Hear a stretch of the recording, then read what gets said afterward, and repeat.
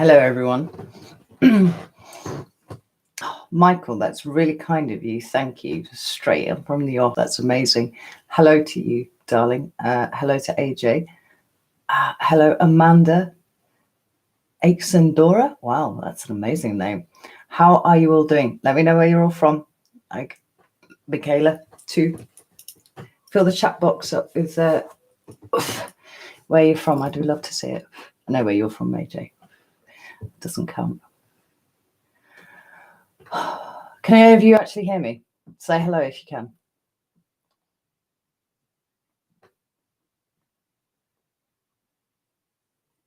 Well, now, am I here all by myself? Oh, no, you're all here. Hey, Heidi, nice to see you. And Tarana and Mel S, thank you very much. Happy holidays to you. Baltimore, Maryland, but now you're in Western Tennessee. That's awesome, Michael. Love it. Oh, hello, a fellow UK person, Paul L from Swindon. Tomasi from Slovakia. Hey, Joni, good to see you. And AJ again. Amanda Goldman, hello. Soulflower Tarot. Ooh, from Florida. I bet it's a bit warmer there than it is here at the moment. Let me just put all my fucking decks away because they're all over the table. Literally just finished a reading like half an hour ago. So I ran downstairs, I fed my animals, made coffee, obviously, and sprinted back up here, essentially. That's what I did. So, oh, more people from Florida. Awesome. And from Kent. Hello, Rachel. From Kent. Oh, let me put these away because they're all over my table and it's actually pissing me off because I can't see properly. So, it's nearly Christmas. Ooh, from Missouri. Hello, Marcia. How's everybody feeling? Are you feeling festive? This 1 week till Christmas. I have to say, I'm not feeling quite so festive yet. It's not snowing. Like, I want it to snow, and I just genuinely don't think it's going to snow. Oh, hello from Washington State, Mary Mac. That is one of my bucket list visit places. Washington State. I'm a massive Twin Peaks fan, so I always want to go and check it out. Oh, hello, Sarah from Manchester and Jordan from Londonderry. Thank you all for joining me. I'm a roll a tab. That's what I'm going to do. I think while you're all talking. From Louisiana, that's also on my list of places to visit. Do you know what? Actually, I just want to travel the world. I don't know how likely that is to be happening, but ooh, Rick from Glasgow. Hello. Claire, you're from near Manchester. Oh, Joni, I'm really sorry to hear that about your snow. I told my daughter about your snow. She was very envious. I'm like, me too. From the Netherlands, hello, Petra. Harinama Didi. You've been to Derry in the 90s, PSD City. That's really bright. I'll put a piece of paper in front of it and it helps. Oh, Paula is from Cape Town. Iris is from Southern California. Oh, Autumn Jade, bless you. That's really sweet.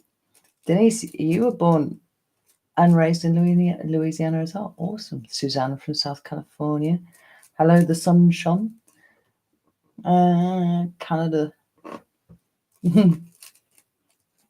Hi, Stephen from Northern Ireland. Oh, Lynette, you've got to go to work. That's so shit. How are you not off work for Christmas yet? Are you doing important work? It's important. Hello, Rhonda from Northern California. And Ashley from Connecticut. Wow, you're all spread out. It's awesome. Love it.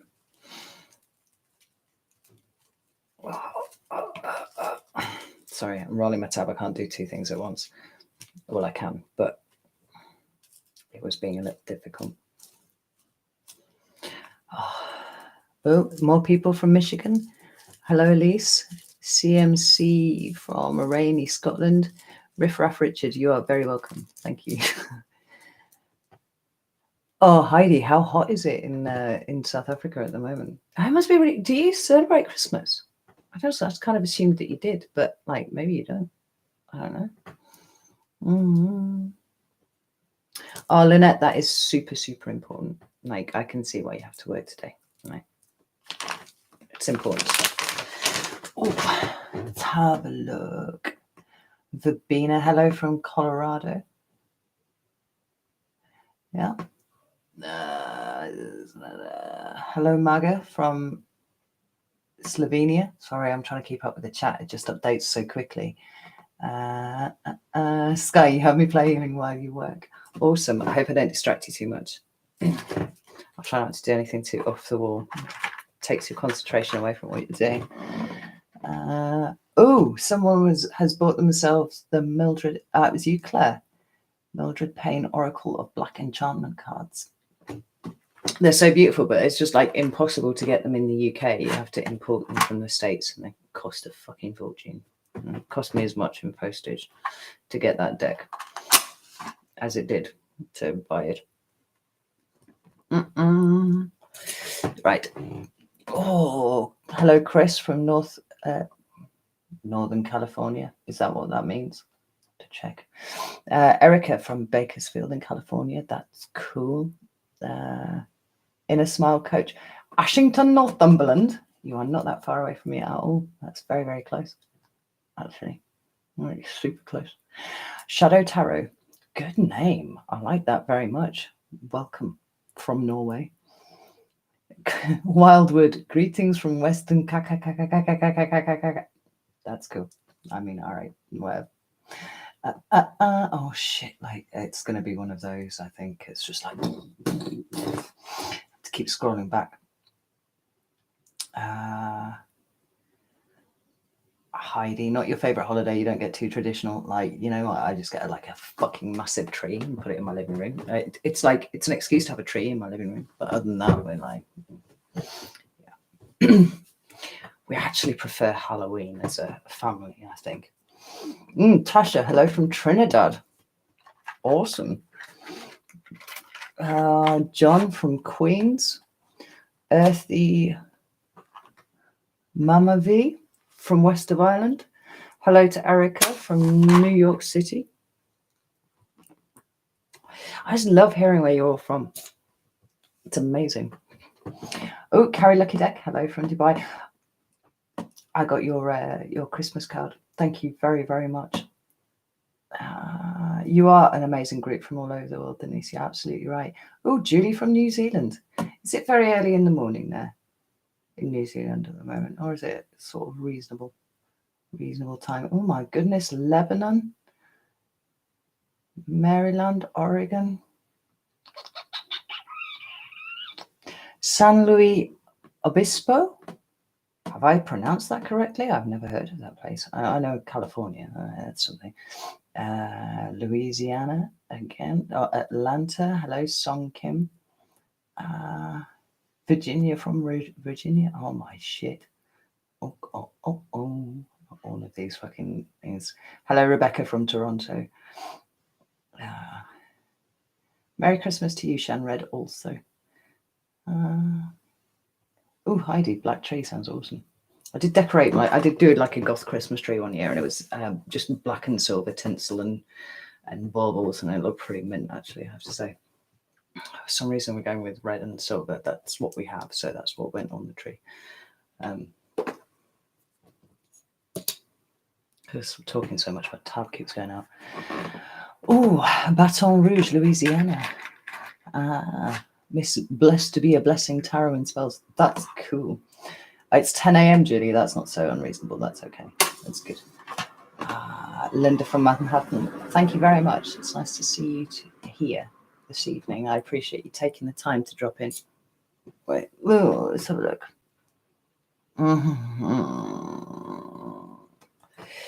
It updates too fast. I see here. Gabby from Chicago. Janine is in Vancouver. Violetta from Barcelona. Hello, nice to see you. Patty from Chicago. Linda from Manhattan. Helena from Lincolnshire. Awesome. Wildwood, you're burning a bonfire on December the 21st. Like it. Yes, Rachel, it's mint.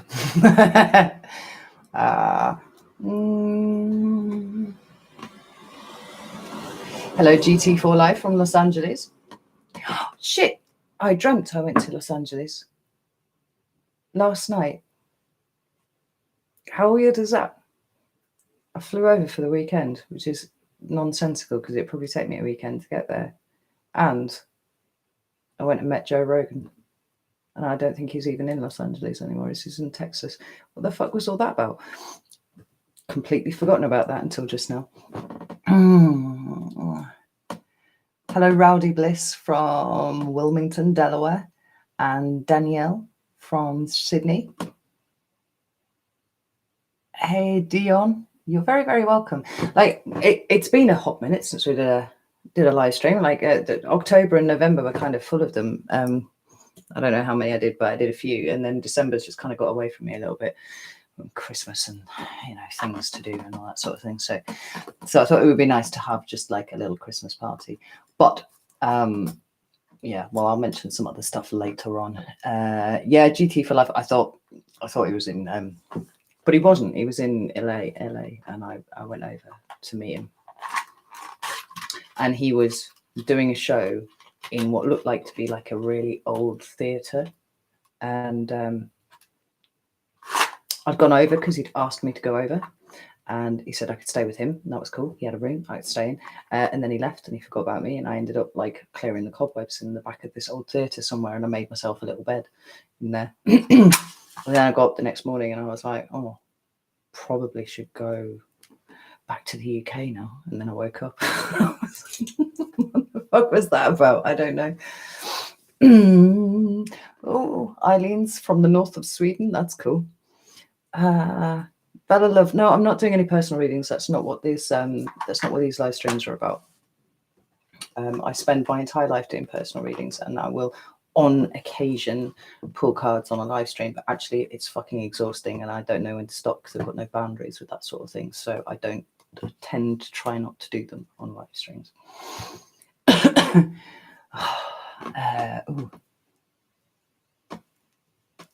Amanda, London's not pathetic. Like, I actually went down to London last weekend to go meet a friend, and I posted a picture of tube station sign, and it was all like reflected in the light because it had been raining and stuff, and loads of people commented on it and were like, oh, it's my dearest wish to visit London. So like, whilst it seems boring to you, it's quite exotic to other people, so like, take heart.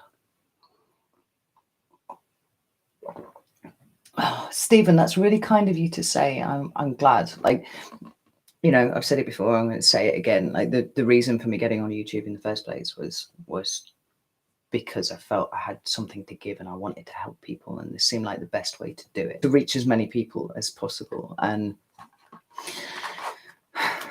I think I'm achieving that goal. I think that's good. I certainly feel incredibly blessed for the people that I've met this year. You lot are fucking awesome. You're my tribe, 100%, and I am your tribe. So, we're in this together now, whether you like it or not. We're stuck together. If you're tired of London, you're tired of life. Yeah, Ascended Masters, I love London. Actually, I've wandered around London at times, like old buildings and stuff. I know I've often wondered about what decisions were made in those rooms that I could see there, and I wandered past the war rooms last month before, something like that, like Churchill's war rooms. It's a bit like the tangible sense of history having been made for hundreds of years in one city is quite strong, actually.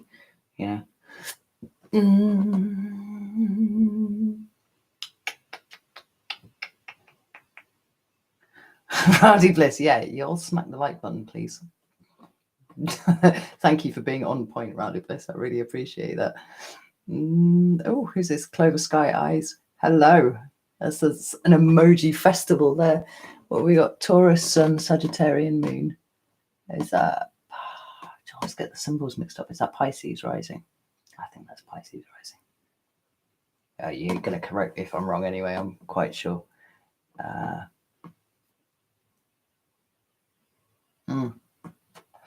Coyote, yeah, karma's totally a thing. But this is the thing about karma, right? If you haven't seen it, actually, I'm going to give a plug for a fellow YouTuber. What's his name? On my channel, I have a playlist called Recommended Viewing. It's I can't remember off the top of my head how you pronounce it, right?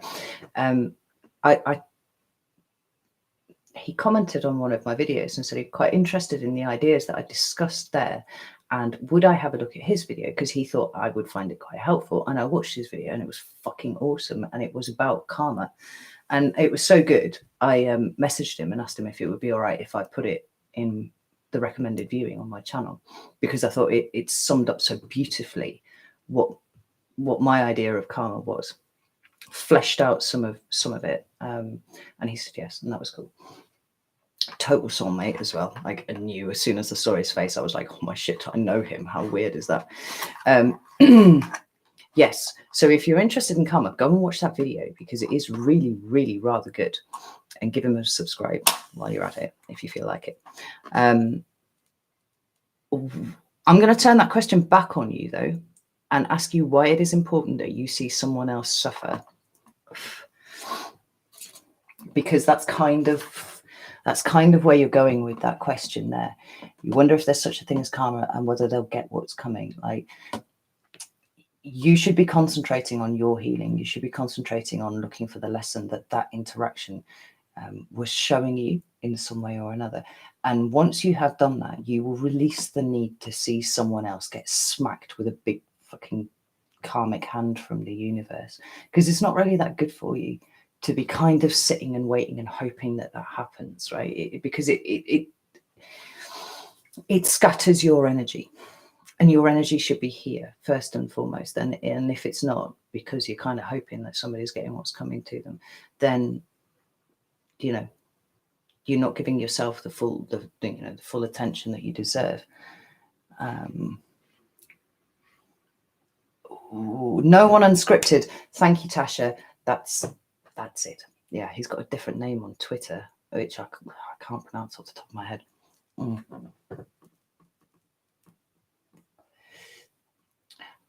Harinama, like, I love it when YouTubers support each other as well. And I tell you what, it's such a weird community in a lot of ways. And I think that part of the weirdness, like, it's just weird for YouTubers full stop, but it's weird for tarot YouTubers particularly. I think we have a particular set of issues that come from doing what we do.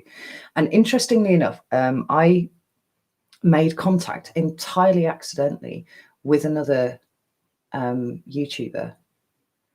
Let me get her name right now. Wild Woman Wise. We kind of tripped over each other in a YouTube group that we both happened to be in. And there was a thing anyway, but we ended up talking, and actually it was one of the things that I've got here on my list that I wanted to tell you all about. I was waiting until I'd seen some names, but I'll just mention it again later. I've actually set up a group on Facebook for tarot readers of YouTube, because we got this weird thing where we're right in the middle of the energy of the collective, but we're so set back from it at the same time. And there are technical things, to do with actually how we do the job, in the first place. But there's also kind of like the spiritual aspect of what we do, and how fucking draining it is, and how difficult that is to explain to somebody, because you're basically just sat here, I have basically a sedentary job that absolutely pulls me inside out sometimes. And so I had a discussion with her about it, and was just like, should we set up this little group and look to populate it with other people? And I said I would bring it up on the live stream. So if any of you are on YouTube, and there are a few tarot readers who have their own channels that I've realized by and by are subs to my channel as well. There is that space, right? And it's much it's as much for the more established readers to support each other as also being able to support newbies who are trying to get onto YouTube and trying to crack certain things. I was hoping Ditch Witch Tarot would turn up because I wanted to invite her over to it, but I haven't seen her in the comment section yet. And if you haven't subscribed to her, you should go and do so, because I don't watch very many tarot readers at all, but hers keep appearing on my recommended list. That's Ditch Witch Tarot, by the way. And she's started doing these pick a card readings once a week. And I did mine this week, and it was so absolutely bob on. And every reading of hers, actually, that I've watched for me has been on the nail. And it's really rare that I actually find a reading that I resonate with at all. There are some that I watch because they're kind of like their friends now. Like me and Radiant Reality are like total best buds, but he doesn't even know that I exist, but we are best buds, right? because I've watched him for so long. And others, like Nadia Shah and all of these people on YouTube that you kind of develop emotional relationships with, and they don't even know that you're there. Like, yeah. Anyway, I've missed loads of it. It's because I've been wittering along. Oh shit! Right, we just gotta.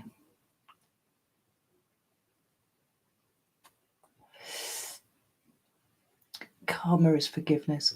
Sometimes karma is consequences. Karma is the knowledge of consequences, good and bad, and taking responsibility for those consequences. I think it's really worth going and looking at that video. It's it was like Tasha said, it's no one unscripted. It was really, really good. Really good. Elzai Taro, nice to see you. Hello. Song Kim.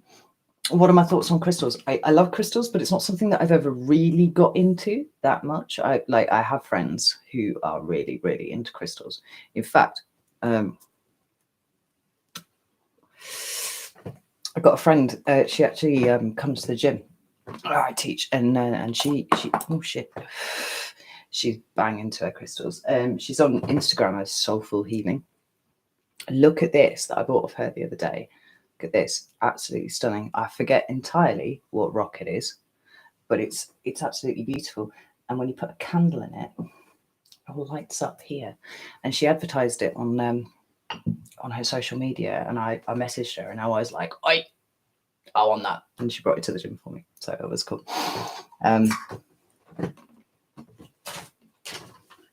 Just check. Yeah, she is.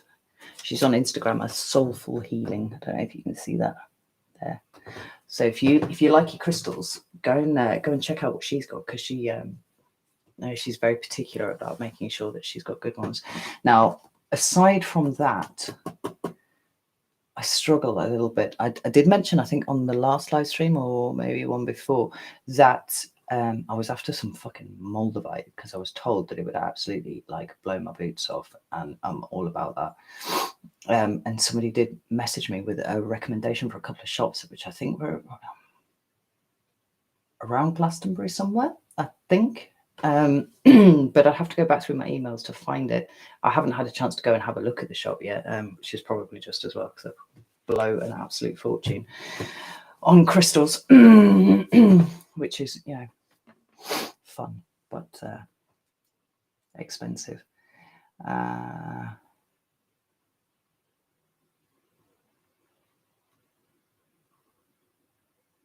All right, Kate. Yeah, I see that. I want to see him regret, not suffer, but to regret is to suffer. Like, it is. Your kindness and naivety are the things then that are what you need to work on. Like that's where the lesson is for you. It's looking at those things and working out where you are too trusting, where you are too naive, where you've invested too much sometimes. It's about boundaries for you. So, like, what happens to him after has nothing to do with your own personal healing journey, and that would be the thing that I would turn my attention to for you, because everybody's karma catches up with them in the end. But I think once you've done your own healing, at this point, I would feel quite sad if bad things happen to those people who had wronged me now, in a kind of detached way, you know, like I probably wouldn't cry buckets or something, but as a compassionate human who has now taken the time to understand that those things that happened to me happened for a reason, and actually that they were a gift in a lot of ways. Like, I don't want to see anybody else regretting or suffering. I want to see other people learning their lessons and taking it on board and becoming better people as a result of it, you know?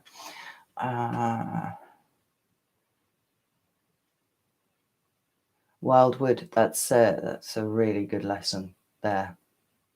Like, as someone with their Venus in Cancer, it was a pretty fucking hard lesson for me to learn as well. Like, actually reared its head again the other day, which was really, really interesting. Because, like, I've had issues with codependence in the past, and I totally thought I'd nailed all of that. And then there came a point, and there was something that I had to deal with, and I kind of like made a huge whole deal about it. And I realized after I made a huge deal about it that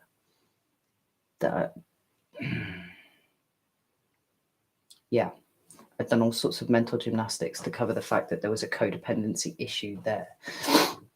And when I noticed it, I was like, way.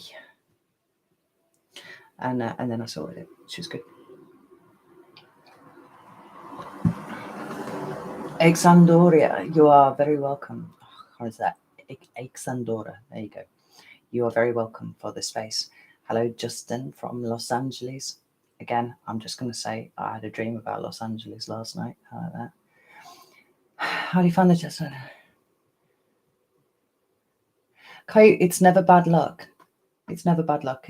Everything is a lesson. There's no such thing as coincidence. There's no such thing as good luck, bad luck. It just is. It just is what it is.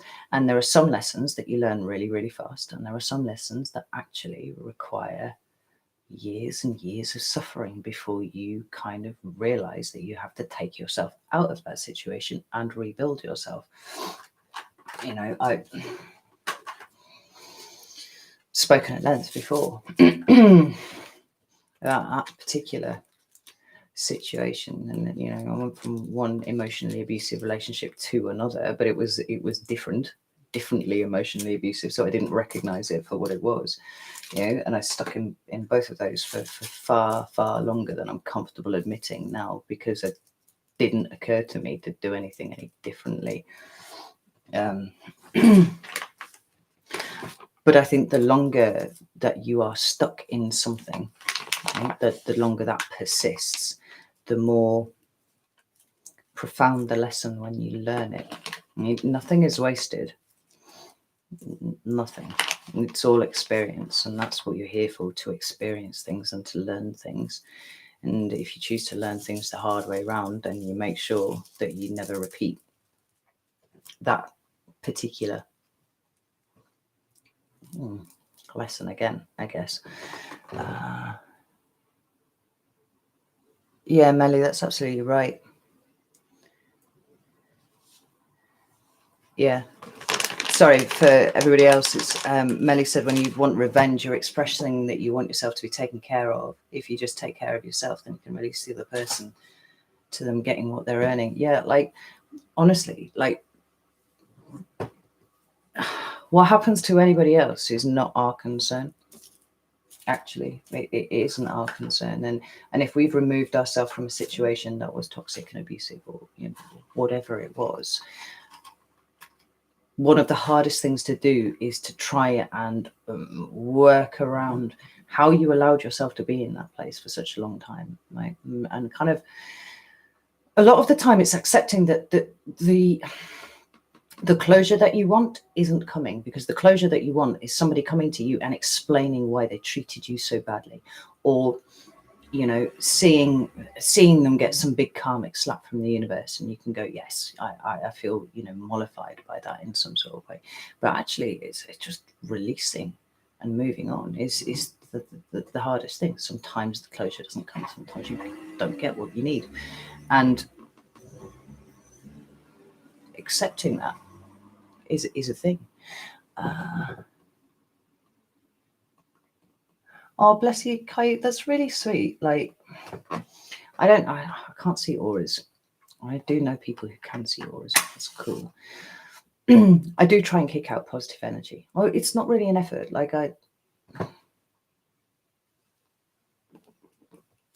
sometimes I find it easier than others because I'm full of energy and it's just kind of spilling out of me. Sometimes I'm just really fucking tired and I do have to kind of push it a little bit, but the intuitive tarot and astrologers right now are super, super, super connected. Is that true? Because like I said, I don't really watch anybody else at the moment. Like I watch Nadia Shah for astrology. I sometimes watch Bracker Goldsmith as well. Like I'll watch Radiant Reality when he pops up just because I love him. I just love him. I love the bones of the man. And like I said, he's got no idea who I am. But there is a man who has suffered. Like that's clear to me. He has suffered, and he has come out the other side, and he's managed to be, jolly and wise, and all of these things. And yeah, I just love the bones of him. So, who else? Yeah, Ditch Witch Tarot, watch hers. But I just stopped watching them because none of them were resonating with me at all. And I don't really know why. Probably because at this point, I need to listen a little bit more to, my gut and my intuition rather than looking for somebody else to guide me in that way. I think possibly, I mean, it might be it, or it might be I'm just a total fucking oddball Leo. That's possible too. Well, Stephen, you're very welcome. I have no idea if Santa's got me something special this year. I actually was a bit cross because my children told me that they'd been plotting and conspiring and buying me loads of things. And I was like, do not waste your money on me. But they, they do anyway because, I've got to let them. But we'll see. I'm just going to like this because, it feels like I should. It makes the best little noise. Crackling noise. You can tell I'm a fire sign, can't you? I just love the crackling. Alzheimer, you're so welcome. And if you resonate with the Virgo readings at all, then I'm sorry that you're where you are or you're feeling the way that you're feeling at the moment. It's really difficult energy to navigate at the moment. But it's weird that most recent one felt like it really nailed the crux of this entire journey for you this year. Not you personally, obviously, but Virgo as a collective. And it's a hard lesson, really hard.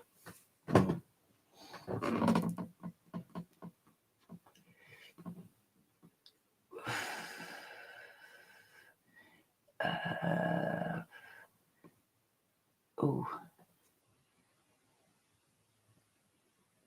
my God. Opal Oracle. Yeah, I haven't seen any of her videos in an age, Like I was completely addicted to her videos, and she only ever used to release like one a month. And I'd be sat there like, come on. I've mentioned before, like I totally would love to meet up with her at some point and just like, talk and smoke tabs, because I reckon that would be quite interesting. Pretty beaded curtain tarot. You wouldn't have guessed I'm a Leo. What? Why not? That was the most Leo response to anything I've ever done, probably. Ada, hello from Australia. Janine Kenmure, what's my favorite deck? I can't answer that. Like, I have decks that I use more frequently than others, but like it's like trying to ask me to pick my favorite child. Like I couldn't possibly. Like I have loads of, I've got all of my decks out before and shown you. I'm sure you don't want to see them all again. I've got some really extraordinary. Oh, I've got some new ones that have turned up recently. They're downstairs. They're in my bedroom. The Infernal Tarot from Kickstarter arrived, and that was incredible. Oh shit! I've got the Oracularium. That is amazing. I'm actually going to do a video on that. I've been talking to the creators of it because they were on They were turned up at the tarot. What the fuck? Discord, go away. Turned up at the tarot conference that I attended digitally and did a presentation on their oracle deck. And I was like, oh, this thing looks really, really cool. And, you know, I said as much in the chat. And one of the chaps who I'd been talking to for the past, you know, couple of days went, hang on, it's about to get really special. And then they showed me what the deck could do. And I was like, my jaw dropped. It was a proper shut up and take my money. And that came recently. And yeah, I got in touch with them about it and asked if they would mind if I made a video. And they said, no, at all. So like, I really want to show you it. Like, I really, really want to show you it. Would you be interested in seeing it? It does mean that I'd have to run downstairs and get it.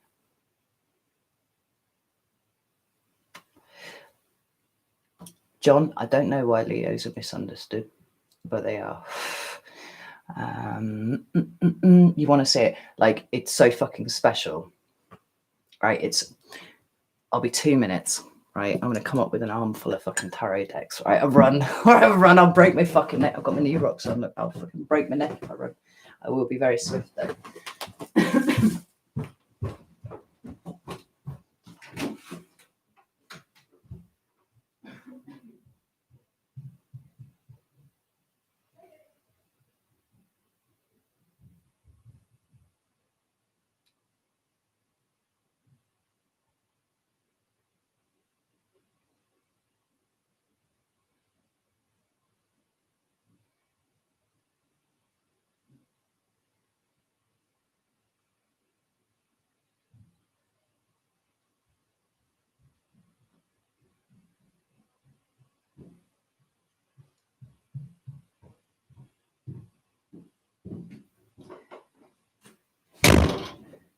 Oh.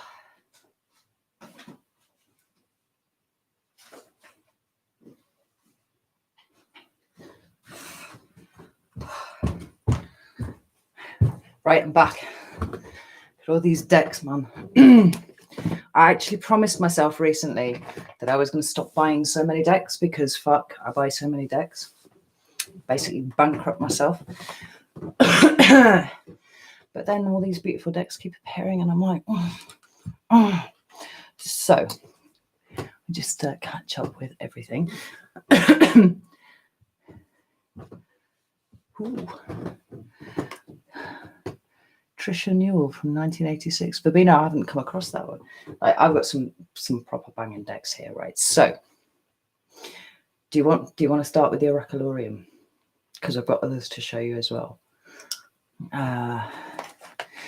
Feisty Butterfly, yes, it is. You can buy it directly from their website now. Give me a second, and I'll find the website. Tell them that I sent you. If you go and buy it, which you might well do after you see what I'm about to show you, you need to tell them that Scorched Earth Tarot sent you. Right? Fuck. Right, I'm fucking messages everywhere. So here we are. Oh, thank you so much for your donations. Like, I really, really appreciate you. Such fucking lovely bastards, all of you.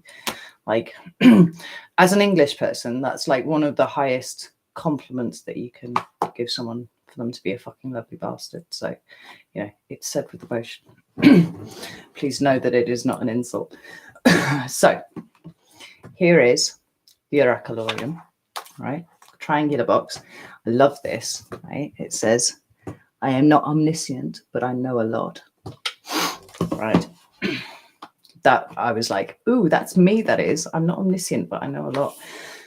Me as a tarot deck. Look at the inside. Look at this, right? This is absolutely stunning. I love it. And there's a nice like seal at the bottom. Yeah, you're loving it. Just wait. It's got this beautiful book with it as well, which is also triangular. There's all the stuff in there. Now, have a look at these cards. So the creators, now let me see, it's Neil Kelso and Andrea something, brain injury. I can't remember his name, but it's Andrea something. Andrea's got a very particular art style, right? And the Tarot of Shadow and Light, oh, it's here, in fact, which is another deck that the pair of them have done together. You can see his influence all over it. So let me show you these cards, right? They're quite steampunky, right? You see this? Like this, right? Absolutely beautiful cards. Yeah. And remember, it's an oracle deck, so they're not so this one is inertia here, like this. And then we have wisdom, right? I'm looking for a particular card because I want to start with that one. We've got this one here. It's called powerless. Okay. Like this one, upheaval, obviously closely related to the tower card there. I have the death card there.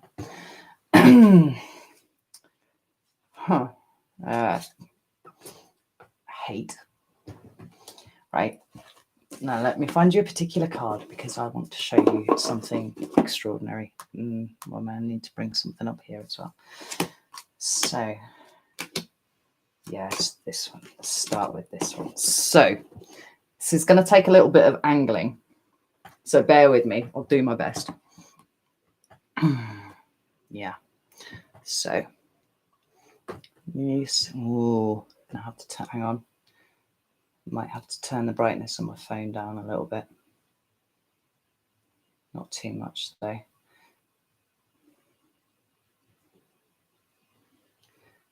Right. Oh, that's good. That's good. Right. Here's my phone. Right. Oh, that's fucking mental. Look at that. So there's my phone.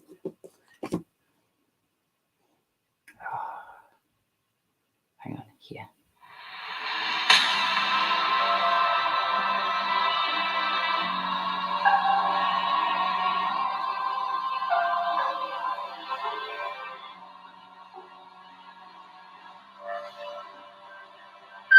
Are you seeing this? If there were a little more silence, if we all kept quiet, maybe we could understand something.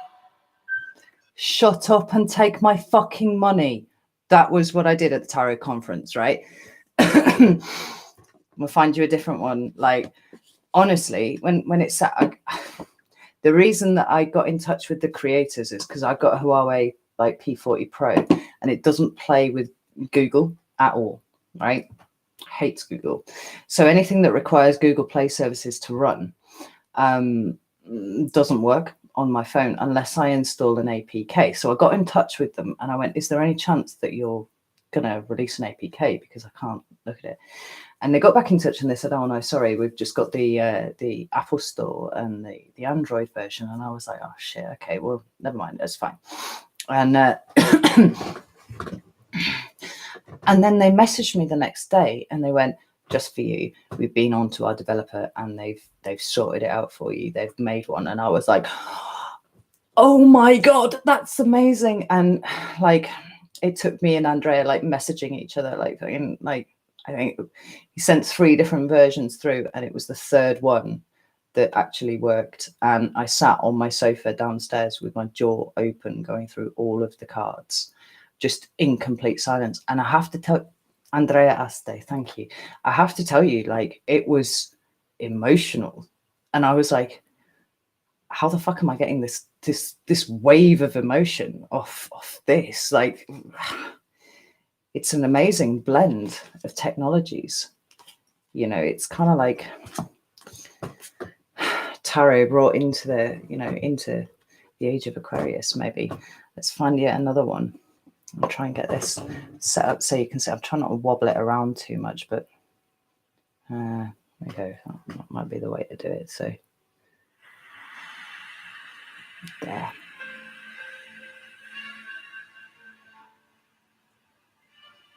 I'll get a bit closer so you can see it.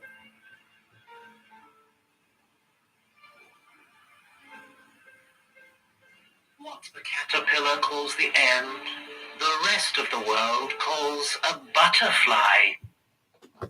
absolutely stunning. Like, it's so amazing. So if you're wanting to go and buy it, and I swear to God, like, I'm not getting any like fucking backhanders to promote this. I just wanted you to see it because it's so amazing, and I absolutely am going to make a video on it. It's called the Oracolarium. There, ORACOLARIUM.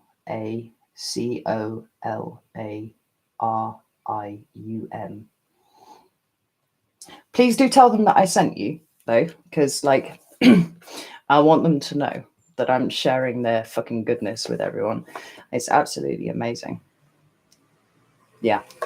So regardless, like, just the cards themselves were absolutely stunning, but then to see them, like, fucking magic. It's actual magic, you know. I'll show you one more. What more? Which one? I don't know. Let's go with this one. It's called Lust. Nice. All right, get this nice and yeah, it is genius on another level, isn't it? Because like between the pair of them, I mean, that Tarot and Shadow of Light, like, this is the deck that I wanted to make. Like, this is the one that I was thinking about. It's got a light version and a shadow version of the same deck, and they're ever so slightly different, but they're kind of like reflections of each other. And they did it, and they did it really well. So I can't do it because it's already been done. Right, so nice and close. Oh, help if I turn the card the right way around. There we go.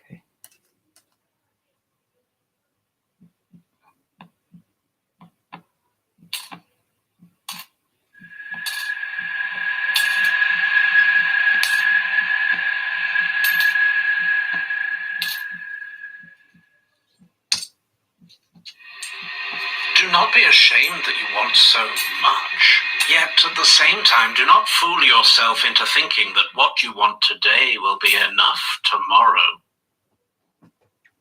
Fucking mint. And do you know what? I think the deck was only like 30 quid. 30 quid. Unbelievable. Anyway, so that's that one. Pop that there.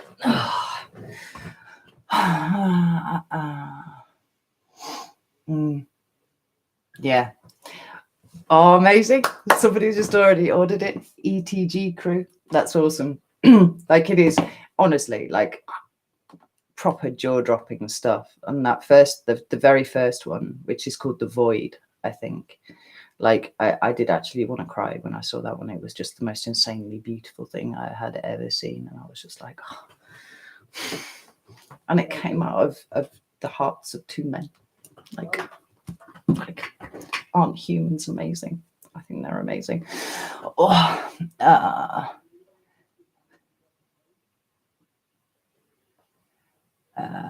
tell you what, shall I write it? Hang on, I'll write it in the chat. Oracle. Do you know what's even better, actually? Fuck it, I'll just put the website in. I'm sure it's like, I know they're on Instagram as well. Like, yeah, there it is. All right, just copy and come back to you. Clover Sky Eyes. That was the original. The original pitch was on Kickstarter. It got backed on Kickstarter, and then it completed. There we go. It's got its own website there. So, like, you can see past Kickstarter projects, but you can't buy them. Right? And sometimes they don't go into like an extra, like, second edition production, or there aren't any decks left over or anything like that. So, you know, once they're on Kickstarter, they're gone. But then others, if they are really, really successful, they will, you know, do second editions, or maybe they've got, you know, extras left over from Kickstarter, and they'll sell those off separately. So, oh, Joni, that's amazing. It's honestly so cool. So, what else have I got? So, someone else that I connected with at the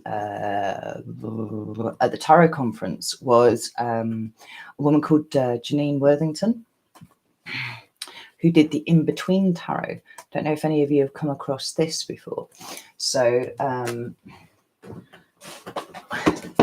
Like I have the before tarot, and that is the standard tarot that you know and love here.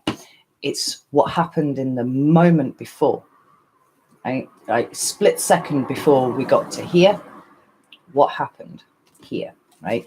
And this is cool as shit. It's cool as shit. I've never had this deck out to show you either. So here, 8 of Swords. There's a woman being marched, right, to the place. What else?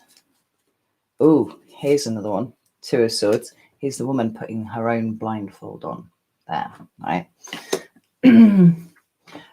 Serenity Mount, I've put the like 2 or 3 messages up from yours. I've just checked that it works.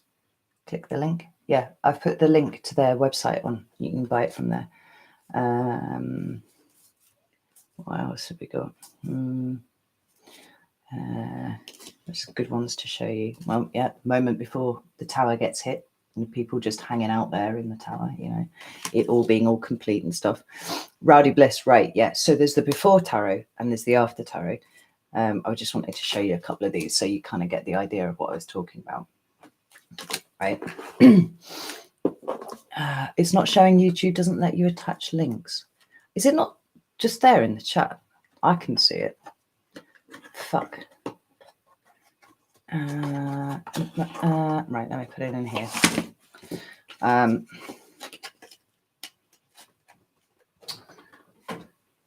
can't do screen sharing or anything useful like that on here, can I? Yeah, Melly, thank you. It's literally just that Oracularium. I did put it in the chat, but it's not showing up for you. Windows Defender summary, go away. Right. Oh God. Right. So Janine Worthington. After we have the beginning or before, and this is the in between. So here we've got the 5 of Wands, right? But on this side we've got the 5 of Wands. On this one, the 6 of Wands. It's what happens in between the cards, and it's for the major and the minor arcana right the way through.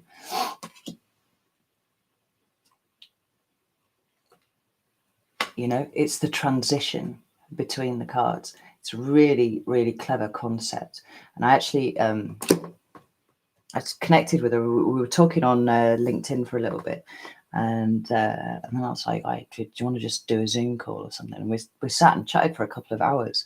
And yeah, she's been around tarot for a really long time. Here we go. Look, the transition from the Emperor to the Empress. It's that handing over there. I just think it's such an incredibly smart idea. And do you know what? She's kind of struggling to get people to know about this deck. Like, people don't know that it's a thing and that it even exists. And I was like, what? But it's just a smart concept. And even though it was published by Lo Scarabeo, it hasn't really had that much marketing, advertising, stuff like that. And I was like, I fucking love your deck. Like, I would love to do a video on your deck if you don't mind. And she was like, yeah, totally. This one, it's the Fool to the Magician. There's the Fool jumping off that ledge there. Oh, look at this one. This one's amazing. The High Priestess to the Empress. Oh, Simantali, that was so kind of you. Thank you so much. I really appreciate that. 4 of Wands to the 5 of Wands. Yeah.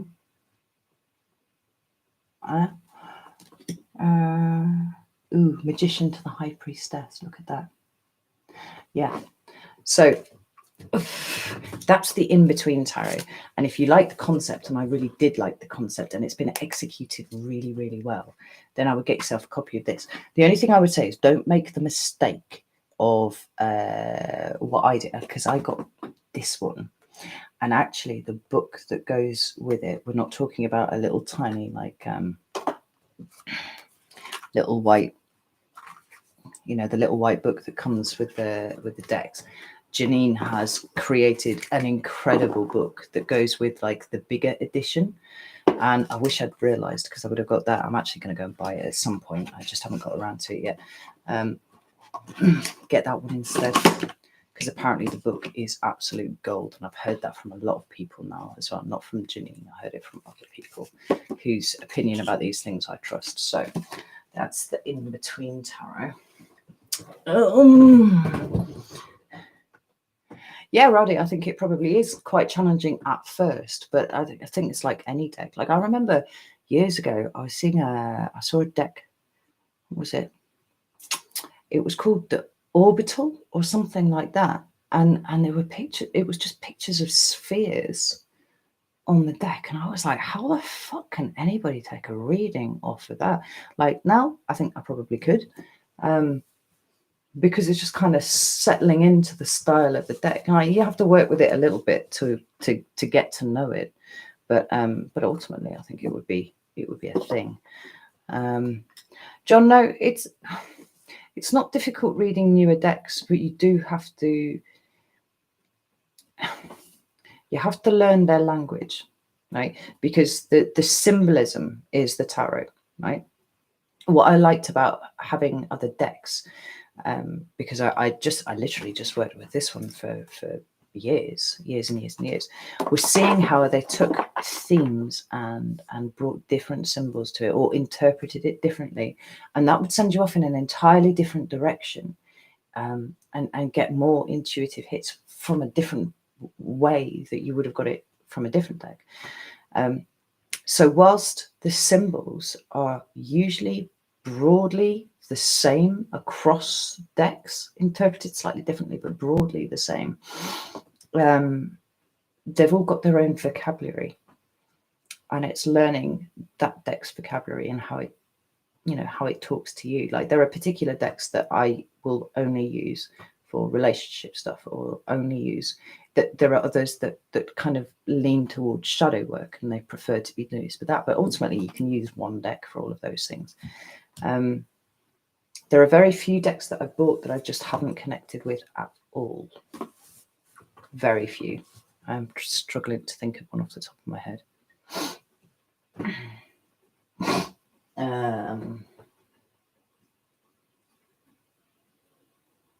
I feel like there's probably at least one, but I can't think of it off the top of my head. Anyway, tarot nerds rejoice, because your friendly neighborhood witch got her hands on one of these Spirit Keepers Tarot. Hooey! Like, I fucking paid for it as well. I want you to know it's the most expensive deck that I own, right? Without a shadow of a doubt, and it's secondhand, but it's been absolutely adored. The woman that I bought it off has treated it with utmost respect. It's deck number 873 of 1000 there, and it's it's a first edition. These are like rare as fuck, so I got a hold of one of those, and that was absolutely amazing. It's got gold edging. Oh, absolutely beautiful. Oh god, there's all sorts of stuff falling out here. Hang on, I'll be losing bits of it. Ooh. Right. So I'm going to put that very carefully so we can't hear.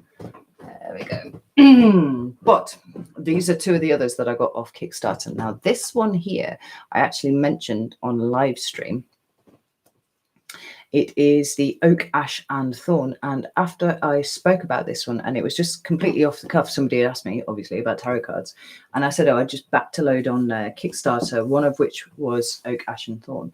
And the creator of the deck actually got in touch because her friend had been watching the live stream and said, thank you so much for mentioning my deck. And I was like, oh shit, I had no idea. Like, yeah, like I just saw it and backed it on the spot because it was so beautiful. Anyway, here it is. And this is one of the things that I really love about Kickstarter, right? It's the attention to detail. Like all of this stuff came with it, and there were a couple of postcards and stuff as well. And it's absolutely beautiful, but it's like, it's a quintessentially, I don't know, I feel like it's a quintessentially English nature deck. And this is the picture that I saw that made me back it on the spot. Look at that. It's the moon. Absolutely beautiful. There's a little red squirrel. But it's all different, like native English animals. So you've got the 3 of Wands there, which is a fox. 5 of Pentacles. The Pentacles are all rabbits. Let's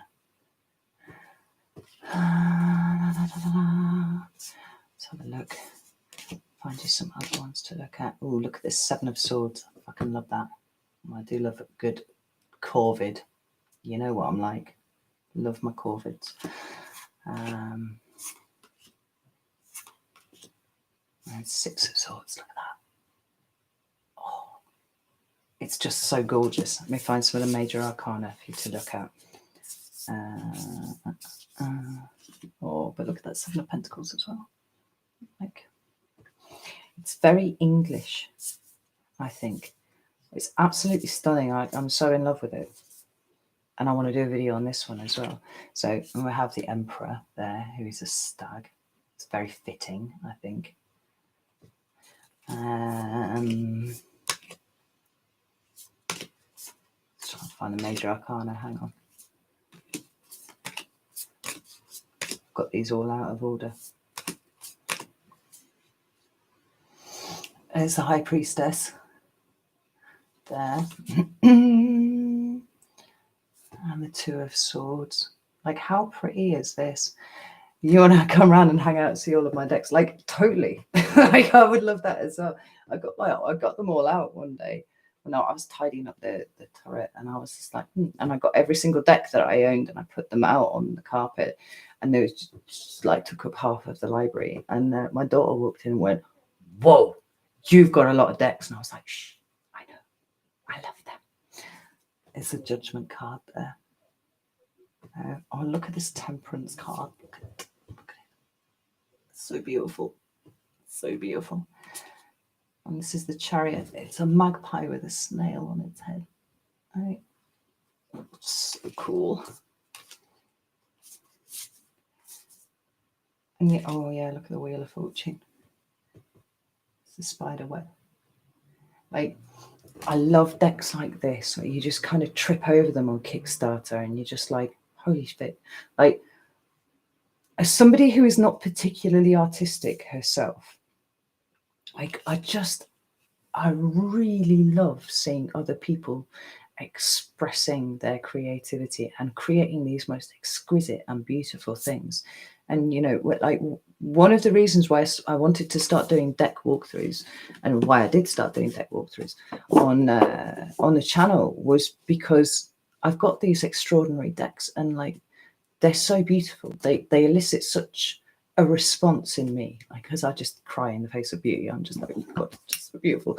That I just want to share it with other people, right? And it's not about me getting backhanders from the artists or anything. Like, I would never show a deck on the channel that I had not laid out my own fucking money to buy because I liked it that much.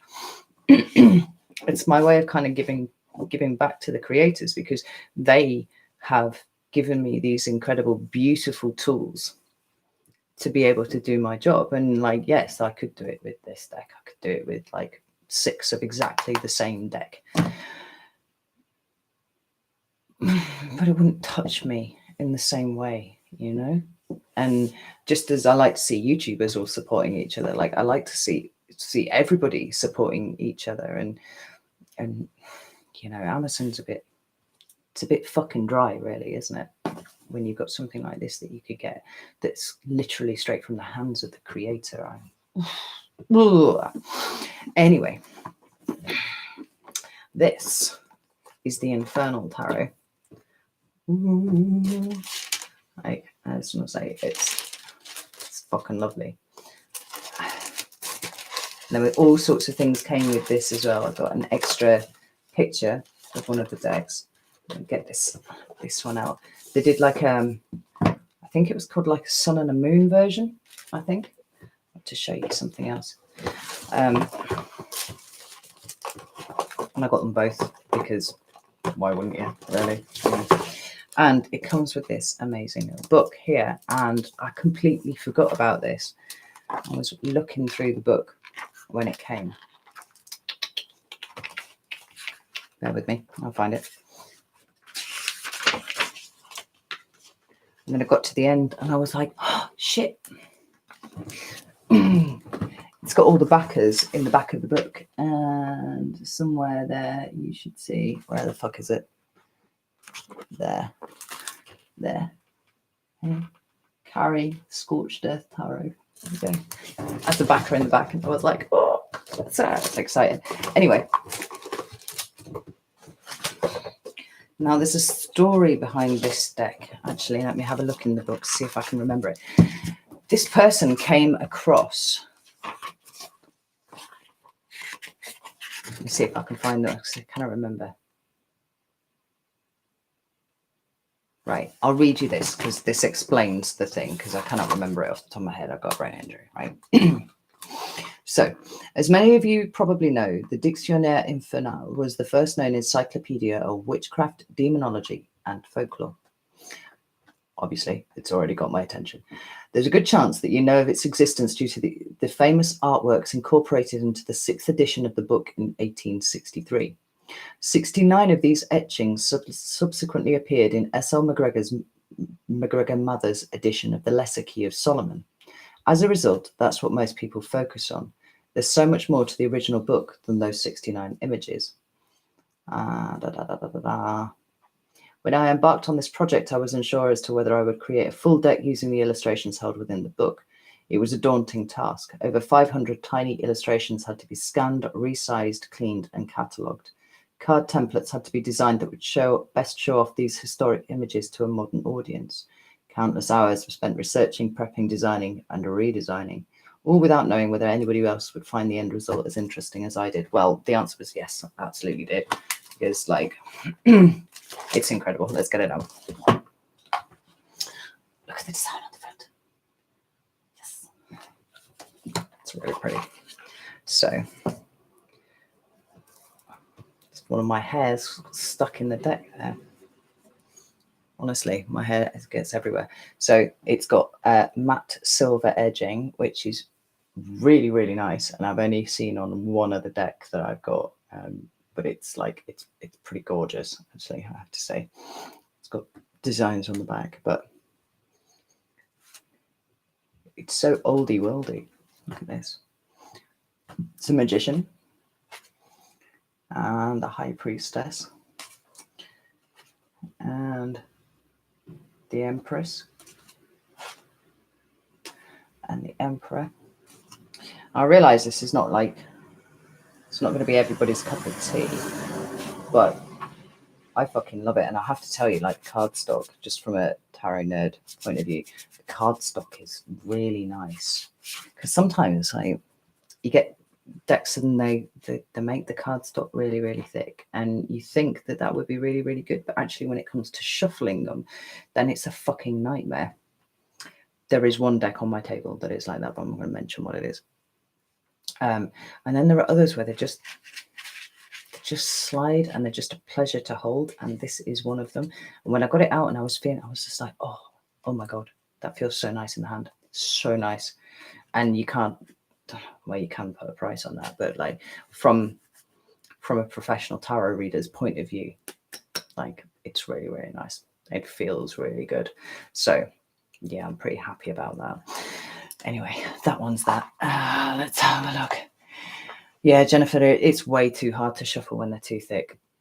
Like, I've got massive hands, right? So that does help. I can hold on to, not massive hands, long fingers.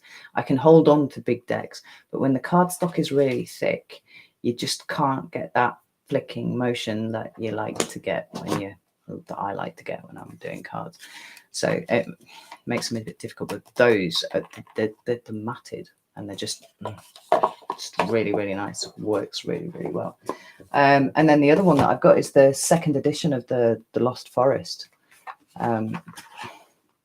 which is cool and slightly different to the 1st edition. It's the 1st edition is the one that I've got here, is the one that I use on the channel all the time. Like, some of the images are a bit different. Try to find one off the top of my head that is different. Like, I know there's an extra card in here that they seem wider. I think they're wider. Like the Wheel of Fortunes, that's slightly different. I think it was the minor arcana that there were things that were changed on. I actually got so my favorite ever depiction of strength is from this deck.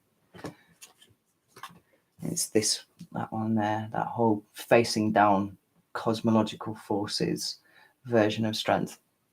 I love it so much. And I actually got a print of it as well that ooh, is it Chelsea? Is that her name? No, I can't remember. She sent it anyway. She was giving away prints with the decks and she asked which one I wanted. And strength wasn't one of the ones that was up there. And I was like, I wanted strength. She was like, I'll get you strength, it's fine. I was like, oh my God. I was so excited. Yes, so there you go. Tarot expose all done for you. I need to put all of these back. Excuse me a second, because otherwise things will get lost and missing and I will be fucking devastated. It even came with it, right? This is the Infernal tarot, right? It even came with this. Look at this. This letter, all aged parchment. This is the sort of attention to detail that you don't get when you buy decks off Amazon. And to that end, like, I would encourage you to buy from independent creators if you possibly can, because like they just put so much of their heart and soul into what they create. And like, even down to this, look. Oh, who doesn't like a magnetic, like, I love it. So there you go. Now you're all up to date with my my tarot collection. Oh, guess what? I need my tab. Look, it's half fucking smoked. Let me see if I can catch up with this chat, because I see you all been chatting and I've got no idea what any of you have been saying.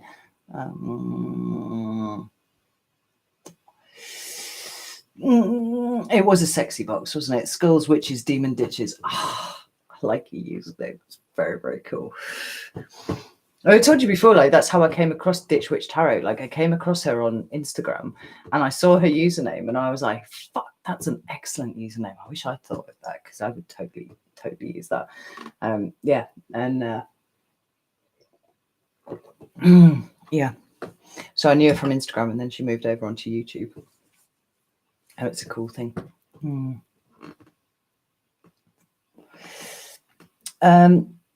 Exandora. My tarot is actually mostly just out here on the table. The decks that I use most frequently sit around the edge of my table. So they're all just sat here like this, all lined up neatly, like little soldiers ready. But I also have a rack here and I have all of these ones here, and this cupboard is full too. I used to go with, wrapping it all and giving it a dedicated space and all that sort of thing. But actually, here's the funny thing, like I'm quite chaotic. Not me personally, but like everything that surrounds me tends to be quite chaotic. I am like the eye of the storm with a lot of things. I just kind of drift around being all peaceful in the middle of mad chaos. And the decks that come to me, they seem to have an appreciation of the chaos, right? So they don't expect to be put in, special dedicated space. Like the turret is my dedicated space. It's too small for fucking anything really, but I've made it a space, and the energy in here is amazing. And anybody who ever comes into the library goes, oh, it feels really nice in here. And I'm like, yeah, that's deliberate. Like I put a lot of energy into that. We sit together peacefully in this peaceful place while chaos and energy swirls around us. Yeah.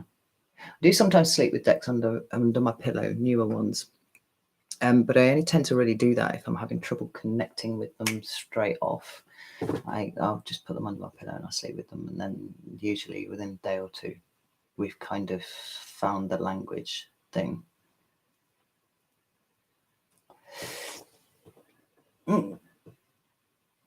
Creativity does need room to sprawl sometimes, and particularly mine, because it's not structured in the slightest, and I am not particularly structured in the slightest, so I tend to just I wander around looking all calm and serene, and usually it's just chaos everywhere around me. Yeah, goddess hands, apart from the cars going by on the street. Like, honestly, I've become more irritated with that in the last few months than I thought possible. There's a flock of geese flying overhead. I don't know if you can hear them, but they're getting closer. I was like, what the fuck is that noise? And it's a flock of Canada geese. I can't see them, but I can hear them. Anyway, yeah, so that really winds me up. Like, I really appreciate silence, and I don't get enough of it. And that's what happens when you have 5 children who are actually, to be fair, very quiet. But, you know, I really, really appreciate silence and people noisily driving past. Like, it's quite annoying. But I think it's my destiny at some point to go and live in the woods, to be surrounded only by the sound of animals, which I really like. That's the thing that pisses me off. I can't hear the birds. And in the evenings, where you've heard what the birds are like in the evenings, so all these trees along here are just full of crows, and they're just like rah, at each other, and I love that. So when I can't hear it, I get agitated. Also when I can't hear the silence. Leora, no, I'm not a Taurus. I am a Leo. Leo Sun, Leo Moon, Leo Mercury, Leo North Node. Lots of Leo. I am roses and raspberries. See, I am Leo. How could you possibly have missed that?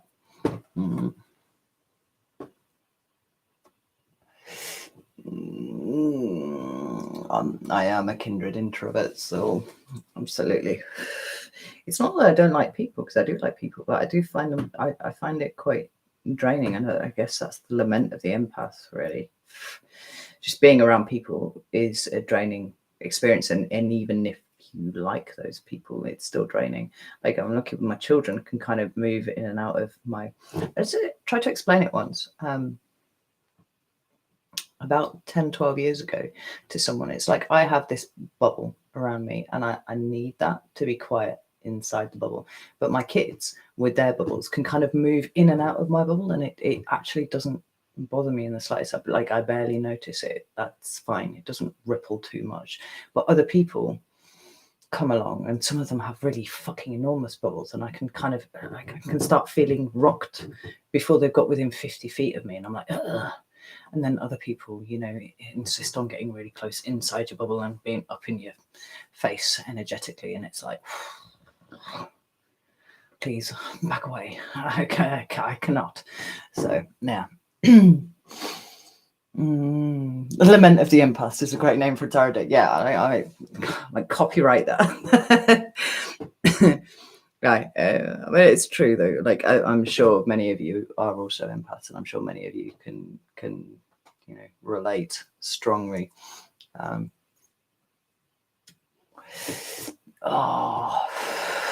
So anyway, enough of me. I want to hear about you lot, right? I want to hear about fucking amazing things that have happened to you this year. Tell me about amazing things that have happened to you, because this year's been a shit show, right? It's been a massive shit show, and next year is probably going to be a bit of a shit show too, just so you know.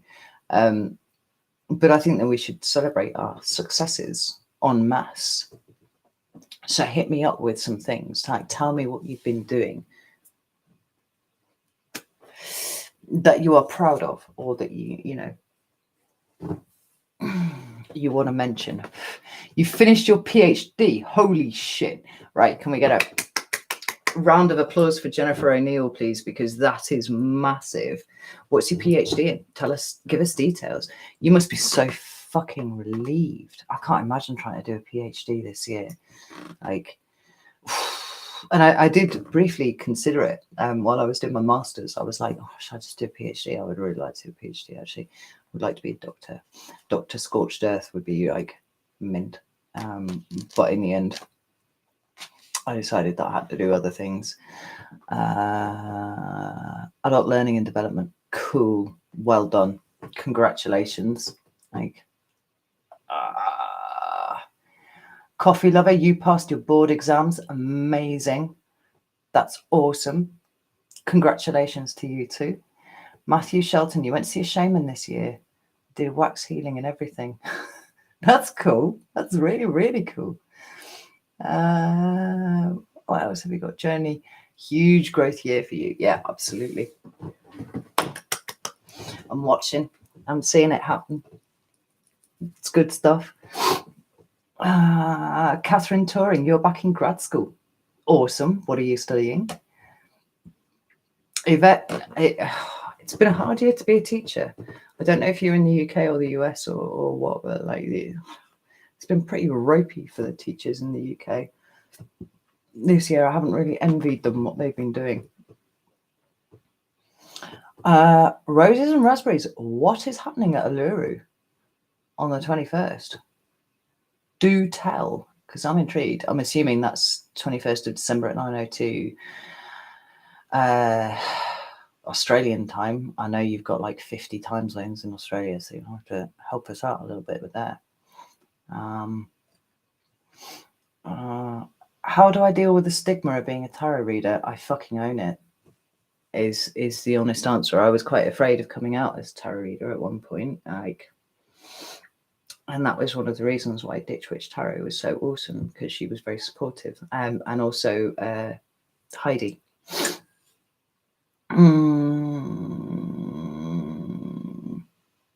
Wild Vintage Soul, who was on here also. She was also extremely supportive.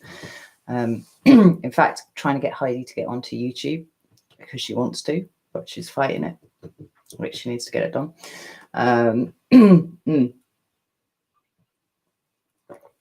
No, I don't think there is a stigma. And in fact, I think it's one of those things that there's a stigma, but at the same time, everybody's fucking interested.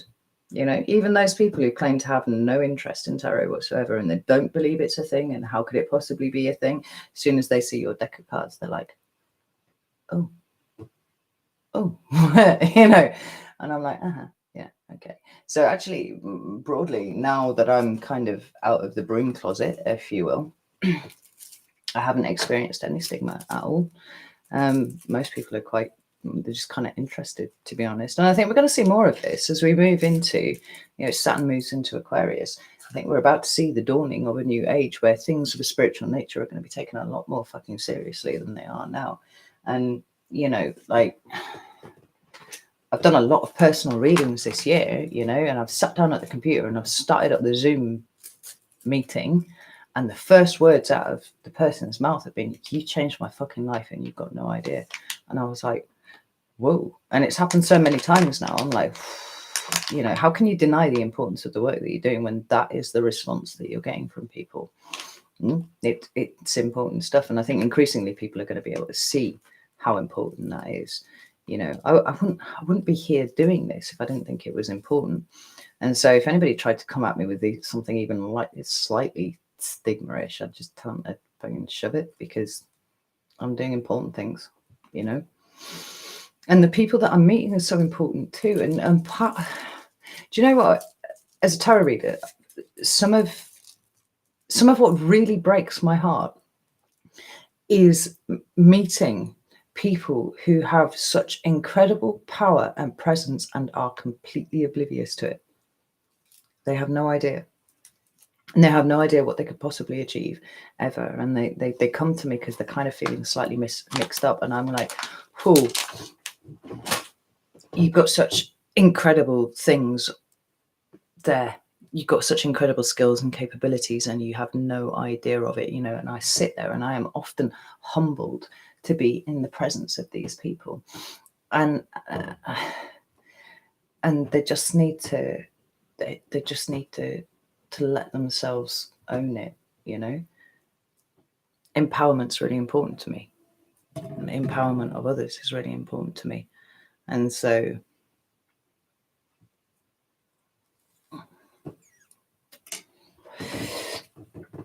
if I can help with that, I will.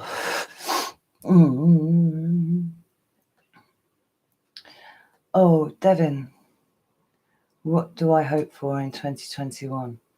I hope for people to start taking responsibility for themselves. And I don't mean necessarily, I actually probably don't mean at all the people that are currently subscribed to me, because those people do take responsibility for themselves, and that's why they show up month in and month out, because they want to do the work. I would like to see that ripple out. I would like to see more people doing that, and I would like to be able to help them myself if I can do so. I want to be available to those people to help them do that. I think that, well, you know, I've done like a 6-month overview, and if any of you have seen that, like, you know what I think about 2021, where there was restriction. In 2020, there's going to be a lot of movement in 2021, and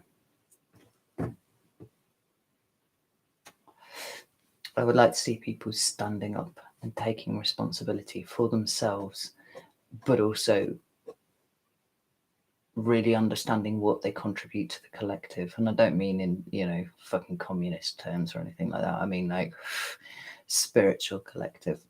I hope that makes sense. It's actually an LLB, not BA. I have it's in law and then international business law. Believe it or not, I was going to be a barrister.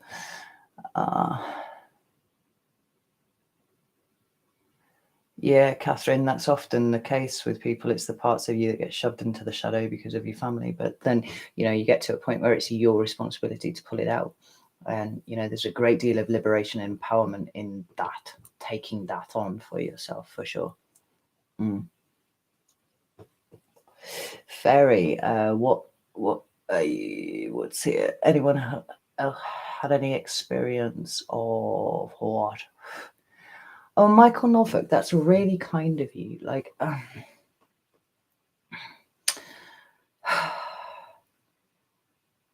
don't think I would necessarily put myself out there as a healer. I am a healer, that kind of thing. But I've been told from really, really young, like 12, that I had that power.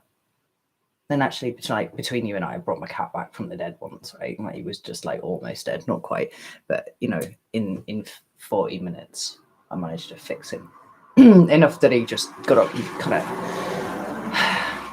you know, wriggled and then went off to get some food. And he'd been missing for a week, and he kind of collapsed into my living room, and I was like, holy shit, my cat. He was called Bram, and he was awesome. Got him his company after my husband died, so that there was another soul in the house kind of walking around with me. And then he disappeared, like, after I'd had him for about 6 months, and I was like bereft. He came back in, collapsed, went cold cat, and yeah, over about 40 minutes I brought him back. So then he was fine.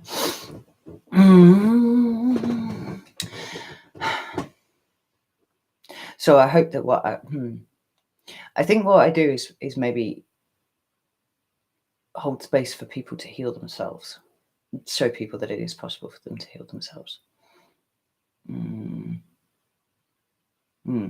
Yeah, that makes sense.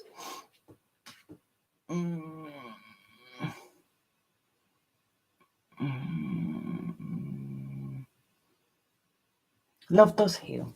That's true, actually. Love does heal. And I have a lot of love for you guys. Like, you have no idea how much I fucking adore you all. I think you just it's been such a privilege to do personal readings for you all. Like a real privilege. Like I said, like, it's really humbling for me when I'm sat in front of someone and like somebody has come to me because they see me as being able to help them. Like, that in and of itself is an amazing thing for me, right? It's incredible. But then to sit there with people who have such incredible love and power and all of these things, and they struggle with taking ownership of that, right? And I'm like, if you could see what I can see, like, you wouldn't even slightly struggle with it, because wow, you know, wow. John, you're studying graphic design and you share on LinkedIn. Good for you. Good job. Lightseer 333. hold space like nobody's business. Good. That's the purpose of this. This is what this is what I want. I want to be able to hold space for you. Like, so how many of you would consider yourself to be light workers or shadow workers, like energy workers of any sort? Do we have energy workers in the channel at the moment? Yeah, Matthew, I'd love 100,000 subscribers by next year. That would be awesome. All those people making all that difference. It'd be incredible.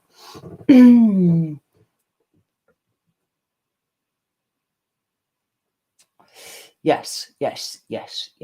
So, okay, I'm going to bring this up now because I had a list of things that I wanted to talk to you about. And I realized I've been gassing away for an hour and a half and I haven't touched on any of them. Well, briefly touched on one, but so I was talking to one of my patrons. Is Joy. If any of you had been on the emotional support live stream that I did, that was Joy's idea. We all gave Joy a big round of applause because it was an excellent idea. I was talking to Joy a couple of days ago, and we were talking. She brought up this idea. She's got some great ideas of like a Lightworkers Anonymous kind of vibe thing, right? In so much as being a light worker is actually really fucking tiring. Like it's very draining. It is hard work. And sometimes, some of us are doing it by ourselves. We're not surrounded by communities of people who do this sort of thing. And we were talking, and this is where it gets really weird as shit, right? She was telling me about a dream that she had, right? And she'd gone to see her sister. I'm sure she won't mind me sharing this with you. She'd gone to see her sister, and she was telling her about this dream. And her sister was stood there with her mouth wide open because her sister had had the same dream, but Joy had picked it up where her sister had left off, right? How mad is this? And they were looking for someone. And I was like, well, it's funny you should mention that because about a month ago, it was a month ago because it was around about my daughter's birthday, I was talking to my sister and I was telling her about a really weird dream I'd had. Remember that I don't really remember my dreams very much. So the fact that I remember I was in LA last night is like insane. But this dream was really important. There was me and my partner, and we were kind of dashing around this kind of post-apocalyptic landscape, right? As you do, with fucking weaponry and all sorts. Like it was proper post-apocalyptic, where we were looking for someone, but people kept dying in front of us, but kind of like dying in a weird way, in so much as they weren't just keeling over dead. They were kind of like just turning into smoke and disappearing into the floor. And we knew that they were going to respawn somewhere, right? So we're running around these spawn points trying to find the person, right? And my sister was telling me, I was telling my sister about this, and she was stood there with her mouth open, and she was like, I had that same dream, and the people were disappearing in the same way, and I was looking for someone. I was like, fuck off, seriously. So then Joy told me about this dream that she'd had, where her and her sister were both looking for someone. They didn't have people like disappearing in a smoke in the floor and stuff, but like, and this idea has been kind of born that maybe there's a space that needs to be created where we can come together and we can kind of talk about these things, because sometimes we get like weird synchronicity, sometimes it's weird dreams, where we can kind of talk about these things, create connections. And because what she said was, and I entirely agree, is that there's an element of us all being given a little piece of the puzzle. Like none of us can see it all for what it is. And maybe what we need to do is be able to come together somewhere where we can discuss these things, and maybe make connections that we wouldn't have ordinarily made. I consider the state that the world is in at the moment, right? Everything about human interaction is now becoming unclean, right? Everything about physical human interaction, we can't do it. It's being slowly brought to the point where like other human beings are like potential typhoid Marys, right? We just got to avoid that. How much body language, how much communication is actually body language? I tell you what, it's between 70 and 85% of all human interaction or human conversation is non-verbal. And now we're getting to a point where human interaction is something that is causing anxiety. We've got our fucking faces covered, so we can't see each other's expressions. And when we do see normal people, it's just anxious body language that we're kind of giving each other because 2 meter distance, social distancing, all this kind of thing, right? So now more than ever, it is important to be able to create connections where we can talk freely. And if we can't do that in the real world, and we can't because we're spread out all over the place, then maybe we need to come together, you know, and do it that way. And so I was thinking maybe something like a monthly Zoom meeting where we just get to sit, like I will provide the platform because I can do that, but actually have us come in and discuss things, you know, and maybe there are things that we're all experiencing at the same time. I told you, like the Instagram community kind of saved my sanity one night, like 6 weeks ago, when I genuinely thought I had lost my fucking marbles because I fucking had a vision and I was fucking shaking and there were just like fucking words coming out of my mouth that I wasn't thinking, they were just coming out.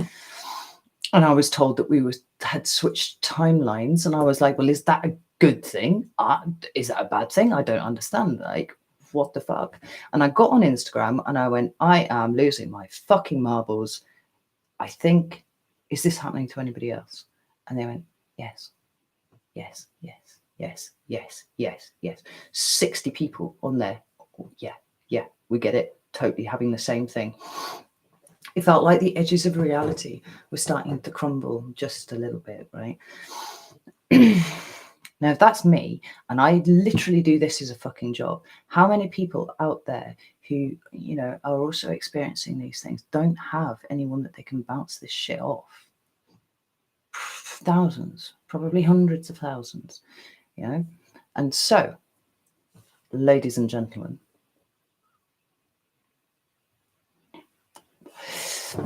non-binary people, trans people, whoever you are all welcome. On Monday, seems like a really fucking good time for it, right? On Monday, we've got the great conjunction between, you know, Saturn and Jupiter. And I'm going to hold a Zoom meeting. Right? I'm going to put the link up. I can only get a maximum of 100 people in there, and honestly, I think I think 100 people is going to be a shit show anyway, to be honest. But it's a start with something. Now, my long-term aim is to create something along the lines of a forum or something like that, where we can kind of talk at any time of day about anything, you know, and just fucking put the details of dreams down, and maybe we can start picking up the threads of what is going on collectively, because there is something going on collectively, and I will fucking fight anybody who says that there isn't, because they're wrong, right? How do you all feel about this? You've all been talking and I've been wittering away. I haven't even seen it. Yeah. Yeah, I mean, I kind of thought that there was a need for this. And yeah, like Joy said, a lot of spiritual work is pretty isolating, actually. You know, you do it by yourself. If you're really, really lucky, you've got a community of spiritually minded people around you who will help you through that. But everything about modern society and everything about 2020, and it's going to carry on into 2021, is about pushing us apart. And this is the point where we need to resist it, and we need to suck together like magnets, you know. And so that is my proposal, that we come together. And it's not going to be like me here sounding off. I'll save that for YouTube. You know, it is genuinely an equal space for everybody to come and talk, you know, about whatever's going on with them, you know, and it may B, that, 75% of us don't feel like we need to say a thing. Maybe it is just 10, 15 people who have important things to say, and the rest of us just sit and listen and go, oh shit,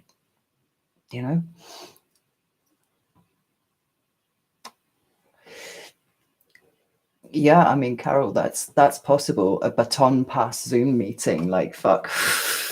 Yeah, we just fucking keep this thing going forever. Just pass the hosting round, as it is.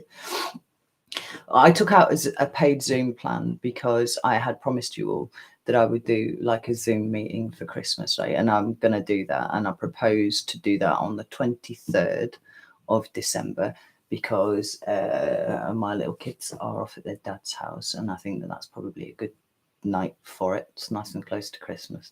And I would love to see all of your faces and hear your voices and stuff like that. So I took it out initially for that, but I see a purpose for it in what Joy and I were talking about a couple of days ago. So let me see what you're Joni, this is the thing, like physical community is something that is being taken from us, like it against our will, I feel. But ultimately, the way society's been going for the last 30 years, it's been that gradual tearing apart of it. I feel it here in the north of the UK, where community, it's probably, apart from like maybe Cornwall and stuff, it's one of the last places in the country where it is within this generation's memory that there was a really strong, tight-knit community. It barely exists anywhere anymore.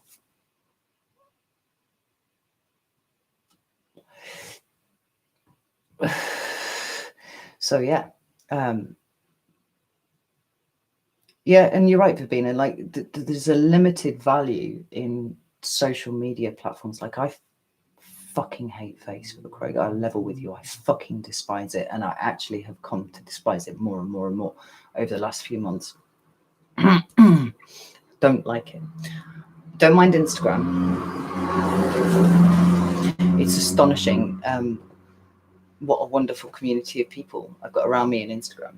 Like I know it gets a bad rap for being like the worst for, comparative and stuff like that, but I don't really pay that much attention to that sort of thing. And I've made a point of following people who are spiritually minded and stuff, and actually they're all really incredibly supportive. And what I was talking about earlier about the Facebook group for tarot readers who have got YouTube channels, who just kind of want to connect, right? That I see a need for that, and Facebook seems to have the best functionality for it, and that's why I set it up there with Wild Woman Wise. And if any of you are interested in that, like, hit me up and I'll add you to it, because it's not just for people who are currently on YouTube. Like I said, it's for those who are kind of wanting to set up on it as well, because I think it's a very particular set of issues that we are dealing with there and that. But honestly, the best tool in our arsenal at the moment is connection. Kimmy, I am in so many Telegram groups. I'm actually in loads of resistance Telegram groups, like the UK underground resisting the police state stuff. I have to turn all the notifications off though, because they absolutely do my fucking nut in. Like, where's my phone? Hey. They better not all start going off now, because I'll be really upset. But here we have Telegram. No, shit, it started with a T. I thought it was. Oh, it's the wrong one. Telegram, like, look at all of these groups that I'm in that are all now violently updating. Oh my god. Yeah, I have 15,571 unread messages in the top group, 13,491 unread messages in the second group, and I only fucking muted this last week.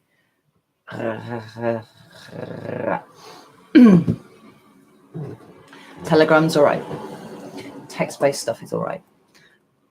But I honestly think it's about people. It's about being able to put voices and faces to names and words. Like, it's such a profound thing for humans.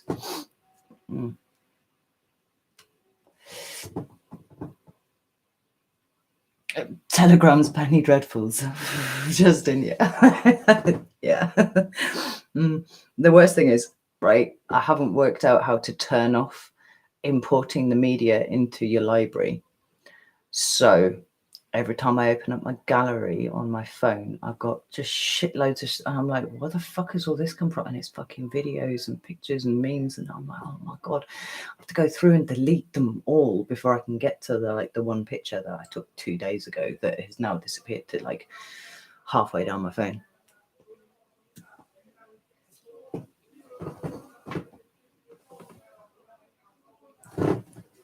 There are people apparently rapping down my street. Tribal tarot Zoom, right? Anyway, and I'll kind of just hit you with a load of information there. But the Lightwork is like anonymous thing.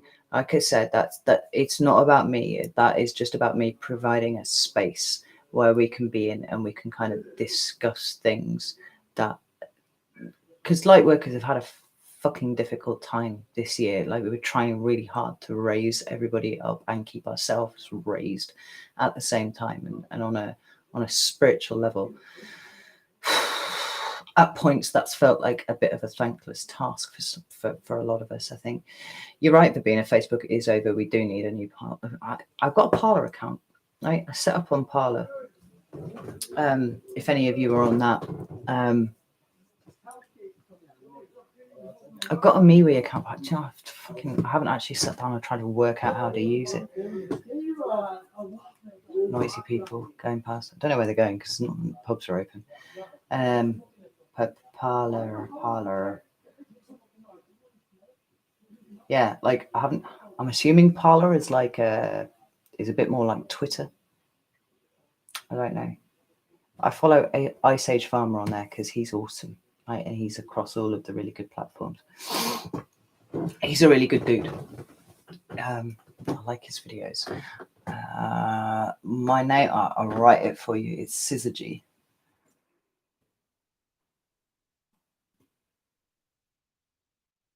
Oh, fucking capitalize it. That would help, wouldn't it? There we go. There we go. It's like that. Syzygy.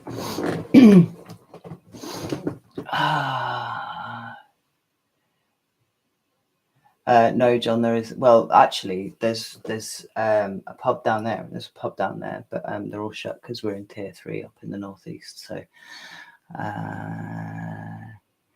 yes. So, oh, hey, Fire of the Doom. This is my friend Fire of the Doom. Are you putting any videos on YouTube yet, Ruta? Because if not, why not? This Fire of the Doom is my extremely talented Latvian witch friend. Extremely talented.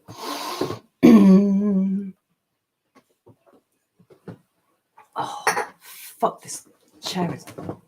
chair. It's a stool with a cushion on it. It ain't a chair. Fuck off, Matthew. Bitcoin hit 30k. I heard it hit 24 and I was mind blown because I was trying to buy some last week and I couldn't work out Coinbase at all. I am wounded to hear that it's hit 30k because like that would have been really useful. Right, I catch up with this chat a little bit here because what the heck?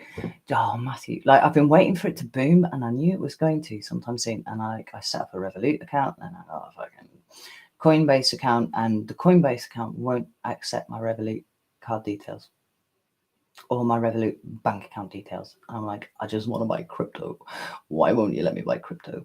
And yeah, it's a thing. Anyway, yeah, Matthew, go away.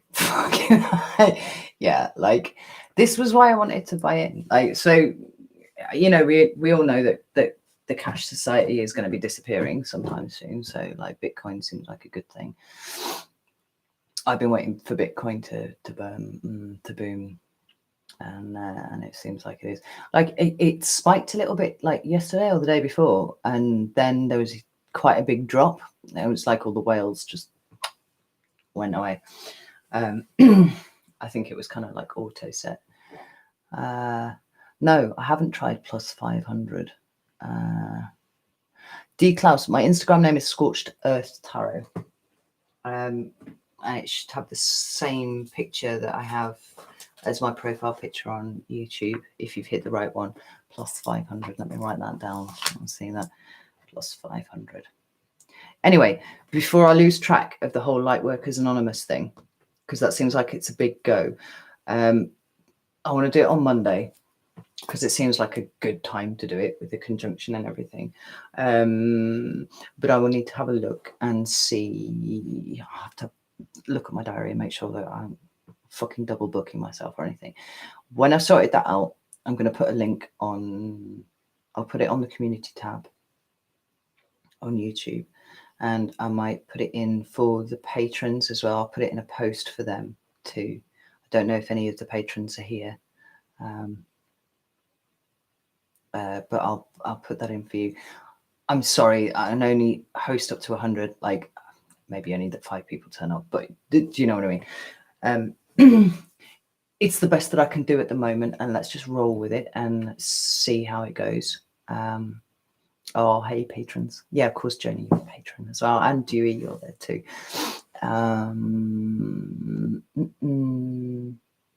Oh, Donna Manley. Bless you. I did not realize that that was you. Right, I'll put your names together now. That's awesome.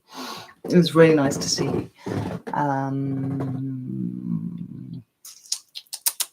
Yes, so I'll put those up probably tomorrow. I'll sit down and work out timings and everything.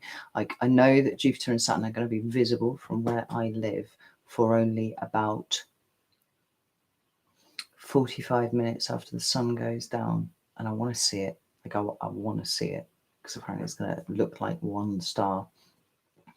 So I want to go out of the house and I want to go and see that. But then I think for the rest of the night I should be good. So it's going to be like UK nighttime. Yes. So we'll do that, and that'll be good. The Star of Bethlehem, indeed, Matthew. Yeah, that's feels like a bit of a once in a lifetime. Well, it is a once in a many lifetimes experience. So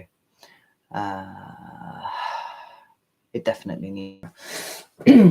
So that's the plan. Christmas party, because I want to see your faces, I want to hear your voices, all that kind of thing. Same thing. I've got the Zoom. I'll put a link up to that. And if you want to come and drop in and say hello, that's cool. We'll just run it for a couple of hours just so that we can actually speak, you know, because you'll see me all the time and I just never see you unless I'm doing a live call reading with you. And then even then, I've got people that are repeat clients that I've done 4, 5, 6, 7, 8 readings for, and I've never seen them in the flesh because they're always pre-recorded ones. Yeah, and yeah. Oh, Soldado, I look like your wife. I have a very interesting arrangement of features. I think they're quite unique, although I was once going around a careers fair when I was 16, and I stopped at the RAF stall because, believe it or not, I did actually almost join the RAF. I wanted to be a pilot very briefly, and then I changed my mind and decided I wanted to be a barrister. Yeah, I stopped at the RAF stall, and the chap, I don't know what rank he was, but he was wearing a very nice, like, fucking RAF gubbins, looked at me and kind of double took. And he went, "Have you got an older sister in the Navy?" And I went, "No. I am the eldest of all of my..." And he went, "Your absolute doppelganger is walking around on a ship in Portsmouth. Absolute double of you." And I was like, "Oh, okay." So there you go. Isn't there that site where you can put your photo in, and they reckon that everybody has a double somewhere on the planet? Like, it's not just a thing, but like literally a double somewhere else. I remember seeing pictures and people like continents apart, and they were just they're like twins.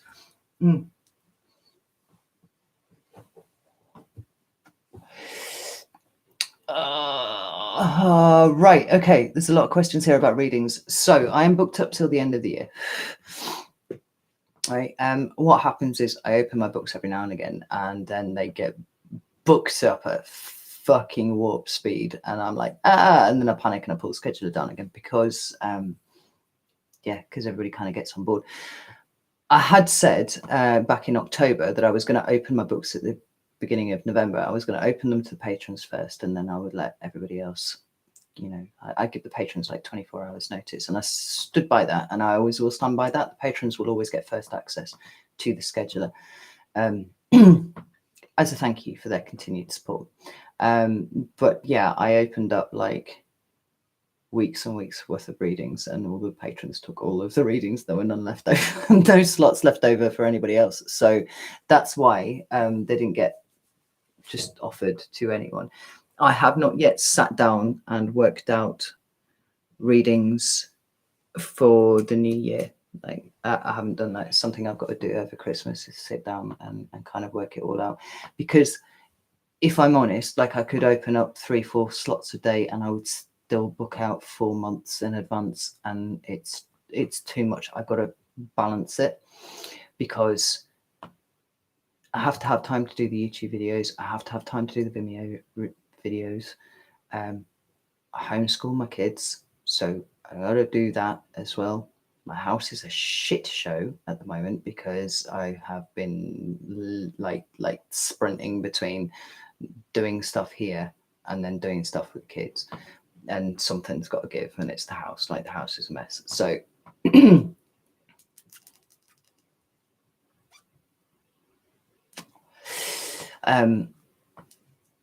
yes, so at some point towards the end of December, maybe the first couple of days into January, I will put up the scheduler for the patrons for 24 hours, let them do their booking thing, and then I'll open it up to everybody else. But like, again, if the patrons take all the slots, there's not much I can do about that, because I did from April, I did like just do 3 readings a day for 4.5 months, or what was supposed to be 4.5 months, but actually turned into nearly 5.5 months because of people not showing up and stuff like that, and then having to put their readings on the end.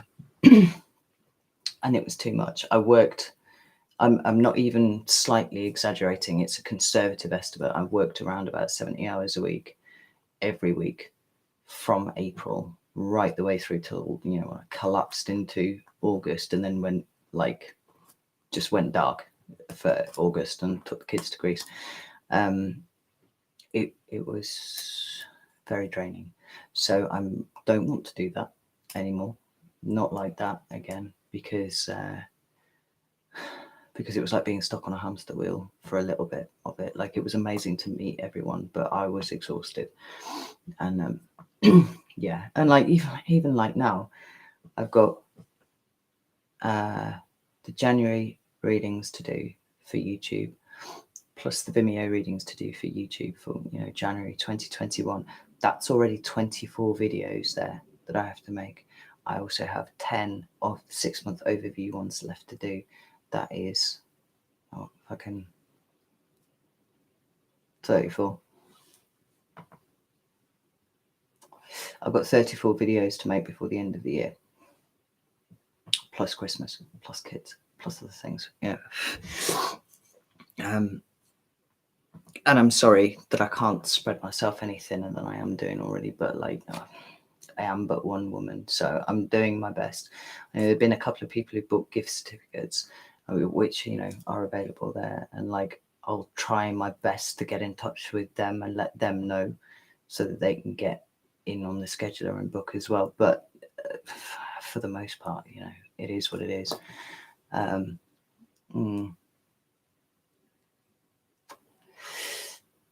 Virginia, yeah, my house probably does reflect my mind, and actually, like I said, I am like the eye of the storm. I function very well with chaos around me. I'm not going to tidy up because that would introduce structure and order into something that is inherently chaotic, and that is the feminine energy. I'm quite comfortable with that. No, maybe I might hire a cleaner to come and do it. Maybe. I don't know. But, you know, at the end of the day, the important things are taken care of. My children are fed, they have a roof over their heads, and I look after everything as best I can. On my deathbed, I will not say, I wish I kept a tidier house. I can absolutely assure you of that. So, yeah. Yeah, Jyoti, that's right. Kids, priority number one. Like, I brought these humans into the world and I need to be there for them. So, you know, I do the best that I can and I juggle as best I can. But, you know, I'm one autistic woman with ADHD as well. So that doesn't help. It makes it difficult for me to just nail myself down to things. And neither do I want to, because that's what I did for 37 years. And actually, it's not very good for me. What is better for me is to just be, as chaotic as that might be. Like that's where my intuition is most comfortable. That's where the quality of what the quality that I aspire to, anyway, I assume, comes from. So, you know, it's ADHD kick. Yeah.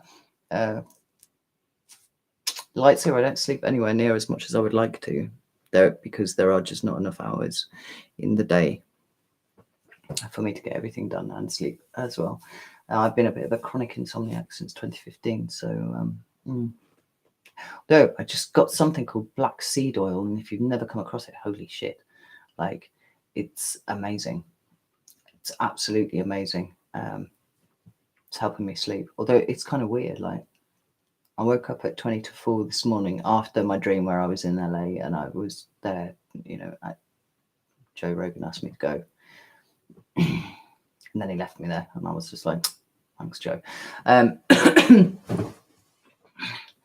Yeah, sleep really, really solidly, but I wake up when I was awake for about 40 minutes and just kind of like sort of cheesing around. But then I went back to sleep and it was good. I felt quite refreshed by the time I finally woke up. I haven't tried CBD oil, but I have heard that it's I've heard that it's really very good. I actually got some of the capsules for my daughter because my daughter gets anxious sometimes. When things start to stress her out, she's just like, and they work really, very well on her eye. Yeah.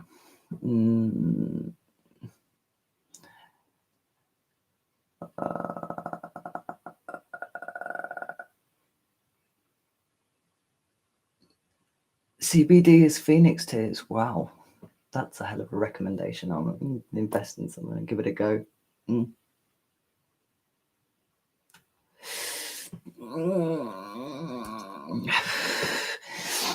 I will between being a slob and being meticulous.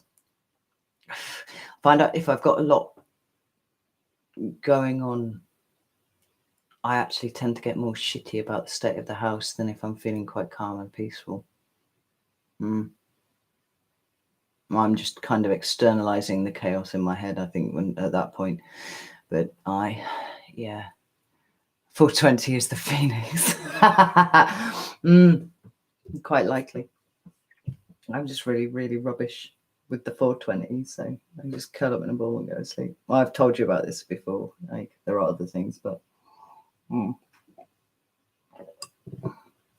I've heard that it's really, really good for seizures and whatnot.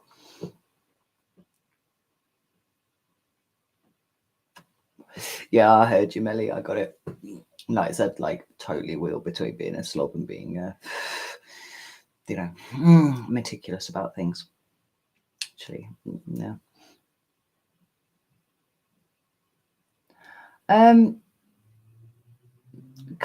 Not really. I mean, I use Western astrology. That's kind of what I base my readings on. Just let this fast car go past. But I mean, just adjust for you, like.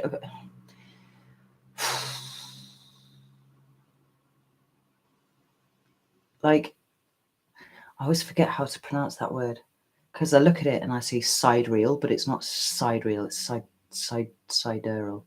Sidereal. That one. Anyway, sidereal.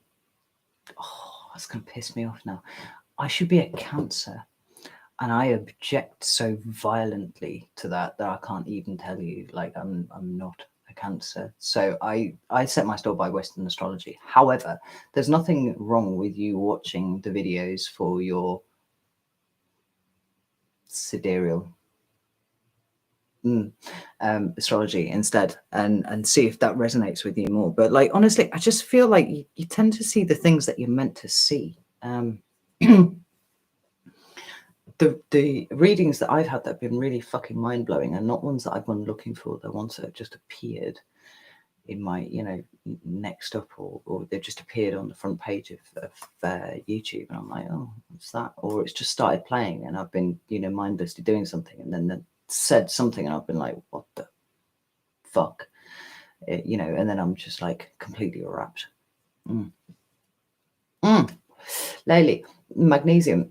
My partner got me some magnesium spray, which he said you've got to spray it on the back of your legs, and I tried it, and it kind of stung a little bit. It was weird. But it's quite tender at the back of your legs, I think. But I did sleep really deeply. I slept like a log, actually, off the back of that. Let's see.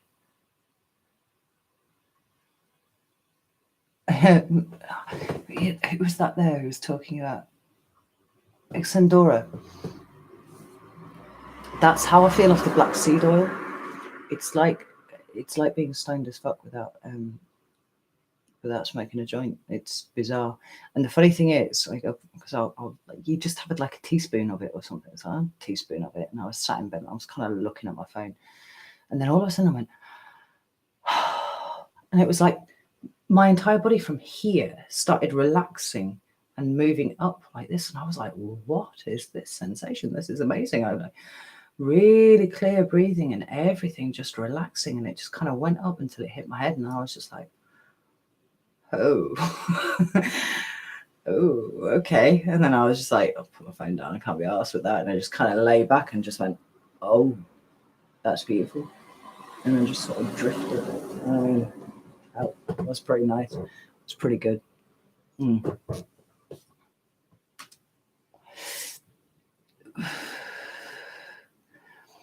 Is that right, Joe? If it stings, it may indicate a deficiency. Because so here are two things that indicated to me that I may actually have magnesium deficiency.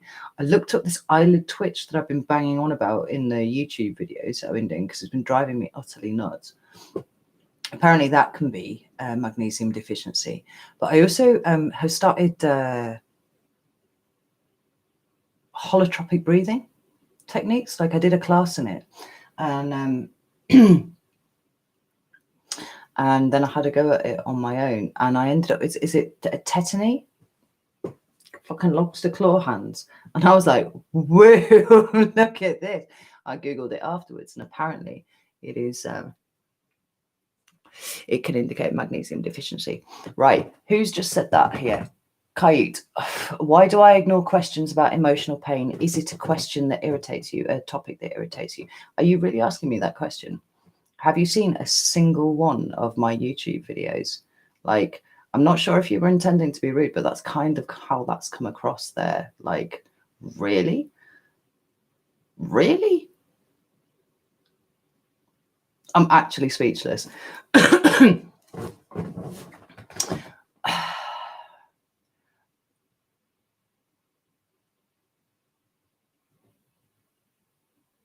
I'm going back because I'm having a look to see what question you've asked about emotional pain here, because I'm not seeing one.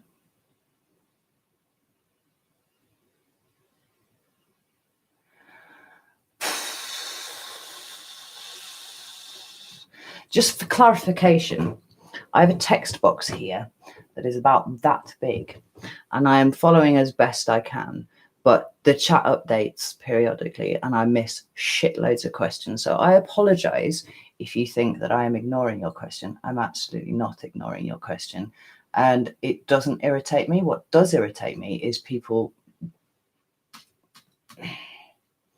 being like that. right? Because there's no need for it. So don't do it again, please. Oh.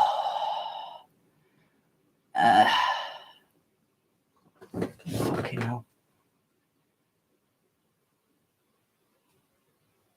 Oh, Catherine Kitty Cat. It can be from chocolate and caffeine. Right. I don't eat chocolate because I'm vegan, but I do drink my body weight in coffee every day. So maybe I'll stop that. I don't ever get the shakes. People talk about that all the time about getting caffeine shakes, and I don't ever. But maybe this is worse. I did Twitch, something like that.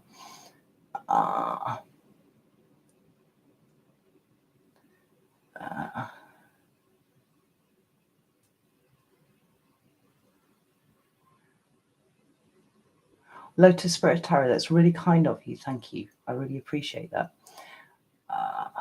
Have you got a YouTube channel, Lotus Spirit Tarot?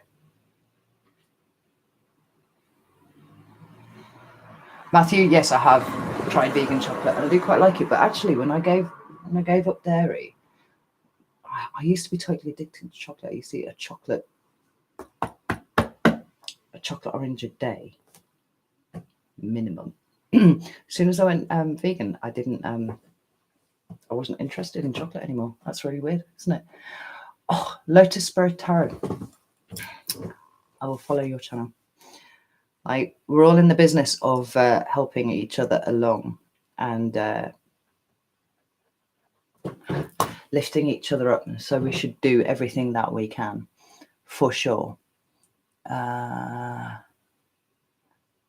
Justin Miranda. Speak about the collective truth and love at the Gesara Club via YouTube or BitChute. I'm going to write that down as well because I've never heard of that Gesara Club. The Gesara Club. I mean, I'm happy to collaborate with anyone, like when it's on important stuff.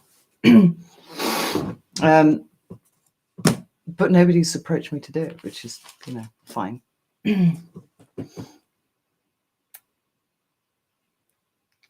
No, it's not that I don't want to give advice about relationships. It's not a boundary, Kai. Honestly, if anything, I could do with enforcing better boundaries with people, with my subscribers particularly, and all that sort of thing, than I do. I put everything that I have into everything that I produce, and I don't often have a lot left over for me, and it's one of the reasons why I choose not to read cards in the live streams, because actually the last time that I did that, I was reading nonstop for 3.5 hours and I lost all sense of time. I had no idea what was going on. And it was only when my daughter told me that I've been reading for 3.5 hours that I was just like, well, wait, fuck. It took me 2 days to recover from that. Right? I apologize for snapping, but actually what you've done there is just touched a button on me that I didn't actually think that I have. I give everything that I've got, and the suggestion there that I don't actually really pissed me off. So there's a lesson there for me immediately, in that there is stuff that I still have to work on too, and that's good, right? That's good. So I apologize for snapping at you. It was not appropriate, right? No, it's not a boundary that I have. It's just that I've got this much chat that I see, and I don't catch a tenth of what is actually being spoken about at any given point. And particularly when I start talking and I'm just fucking talking nonstop, this thing will have updated 15 times in that time. And I have to sit there and I have to scroll back and I have to go and look for things, or I just look and, see what's going on here. It's literally updating in front of me. Oh, fuck. And now it's not updating properly. It's glitching. It's glitching, so I can't even read the sentence. Holy shit. Oh, Neptune's daughter. The chat is really hard to keep up with, and I can barely see half of it, honestly.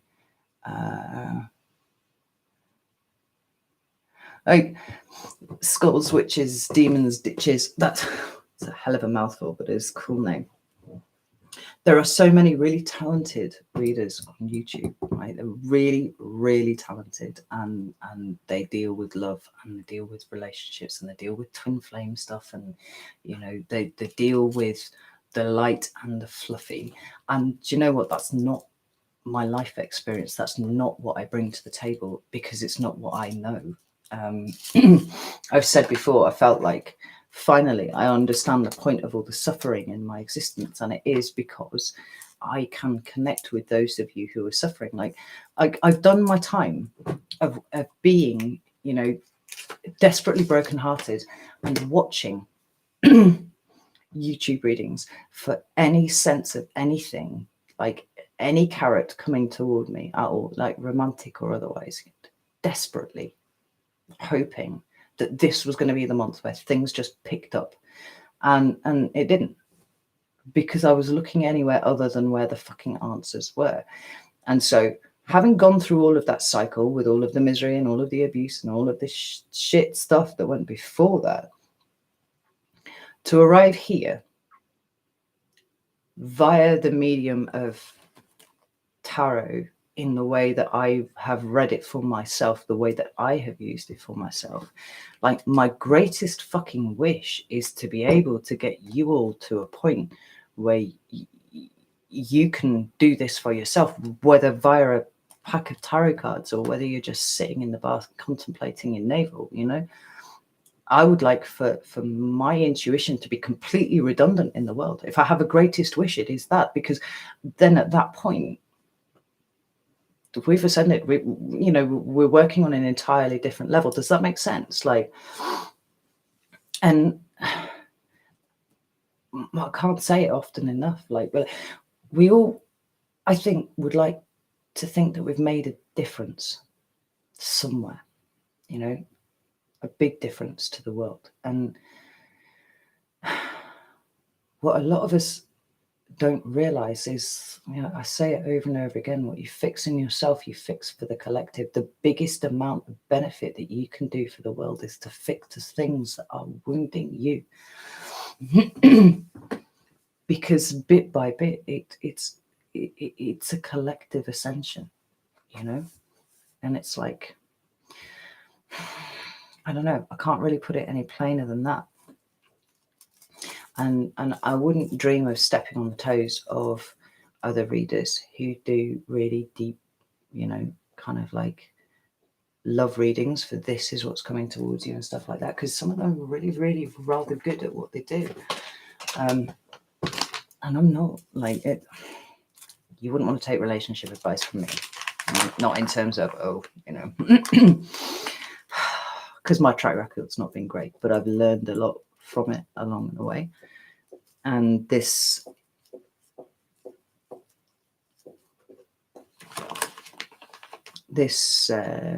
way that I've developed my approach to the world is the one that got me out of the dark hole, and it made me see things differently. And I want to help you with that. I want to pass that on to you, to you,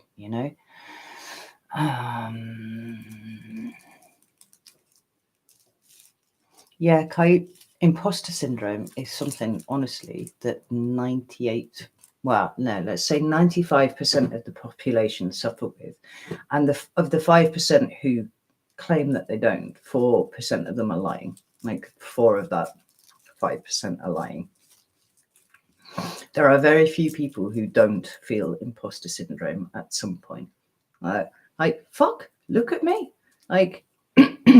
You don't think that I suffer from a massive imposter syndrome?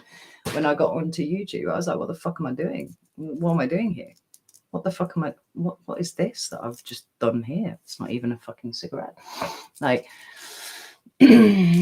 Everybody suffers with it, right? And part of the work that we do is about just accepting that.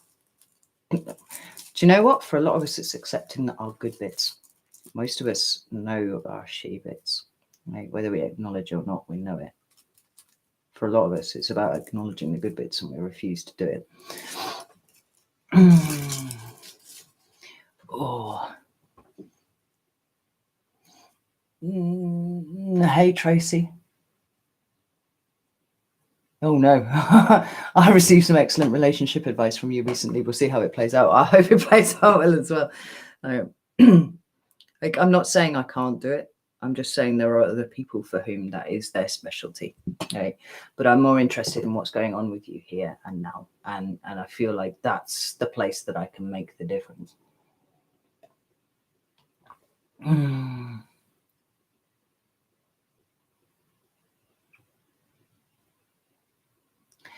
Matthew, that's weird. You ended up paying for a reading about career and direction. 3 different readings came out romantic, and she got so frustrated. What would you make of that? I'm not sure. Because, you know, for every tarot card that there are 15 different ways that you can read it at any given point. And it very much depends on the cards that are around it. Maybe there's an aspect of something emotional that is holding you back, that is as a result of relationships. So, because let's not think that career and direction and romantic stuff and general life stuff, they don't touch each other in any kind of way, because they do. They absolutely do, and they all impact on each other. And that would be something that I would be thinking about. But like I said, I'm not in the business of shit talking other readers, so I'm not going to suggest that she didn't know what she was talking about, because I would imagine if you pay for a reading for her that you were confident that she did know what she was talking about. But, you know, I would have been digging to find out why all the relationship stuff was coming, if it was me personally, and things of a, you know, relationship, romantic nature were the things that were coming out over and over again. I'd be like, right, stop. Why?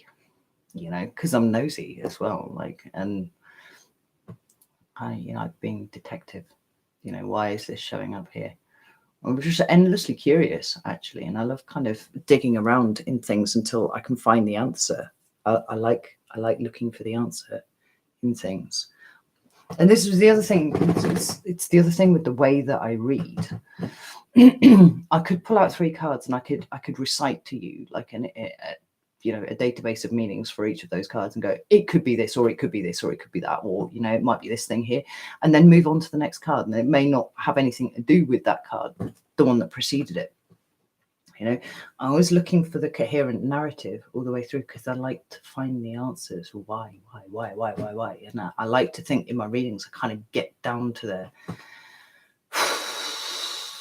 nitty gritty of it all, you know. But that's just me. That's just how I do it.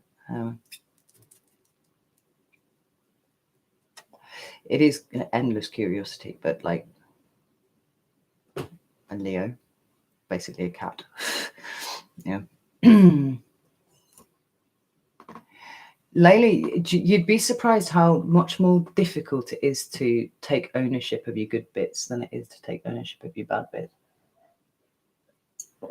And I tell you what, the sign that's worst for it is Taurus. Absolutely the worst for it.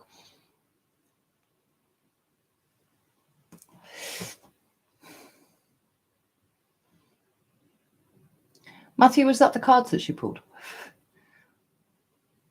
I wouldn't really. I'm being nosy, but like I wouldn't have interpreted those in a romantic way. Well, it depends. I might have. It's the beauty of tarot. Like the same 6 cards can mean something entirely different depending on, you know, what you feel when you look at it. Merry Christmas, Laurie. I see all the Tauruses are called out in the live chat there. Kai, yes, I am extremely interested in philosophy. It had been my intention to go and study philosophy at the university. Like I studied RE, obviously, like we all do, like religious education. And in year 9, my RE teacher tried to persuade me to do GCSE RE because there was a lot of ethics and philosophy in it. And I was kind of, at that point, I was like, oh, what's philosophy? And she was like, I'm really glad you've asked. I've got this book for you. And she gave me a book called Miss Mead. She's She's probably dead now, actually, to be honest. Because we're going back like 25 years or something.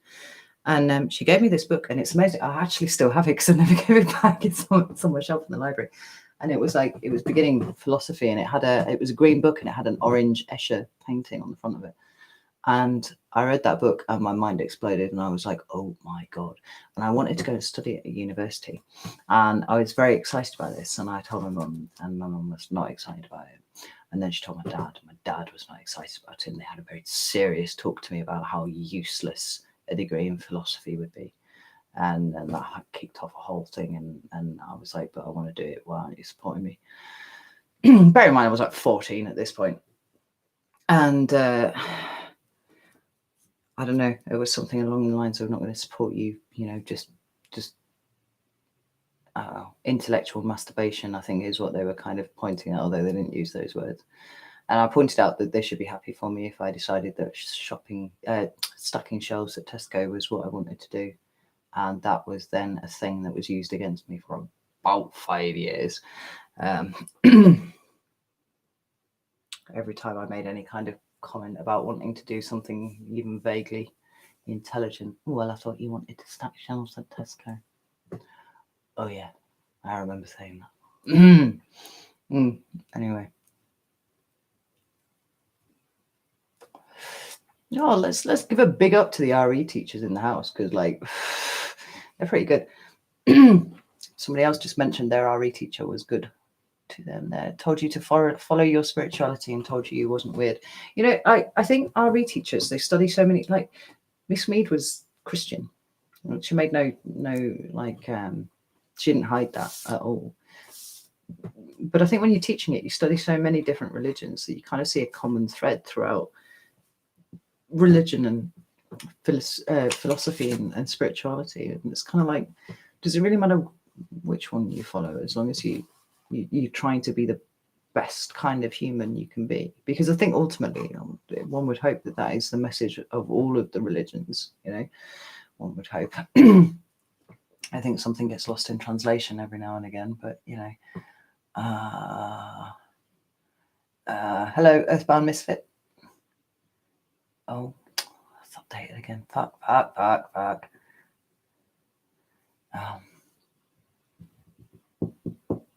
Yeah, Laylee, if you're Taurus rising, you can't even take compliments. Yeah,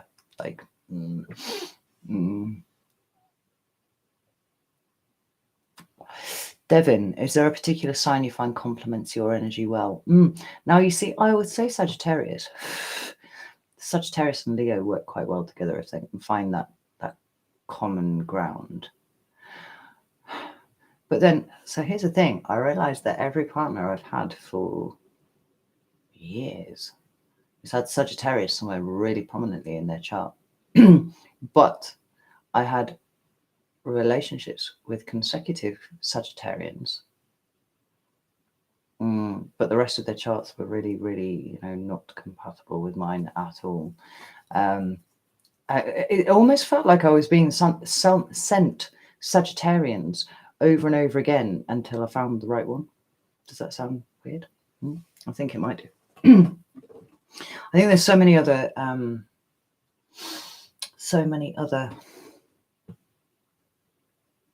variables at play. You can't say flat out like you're just going to get on, you two, because you are this sign.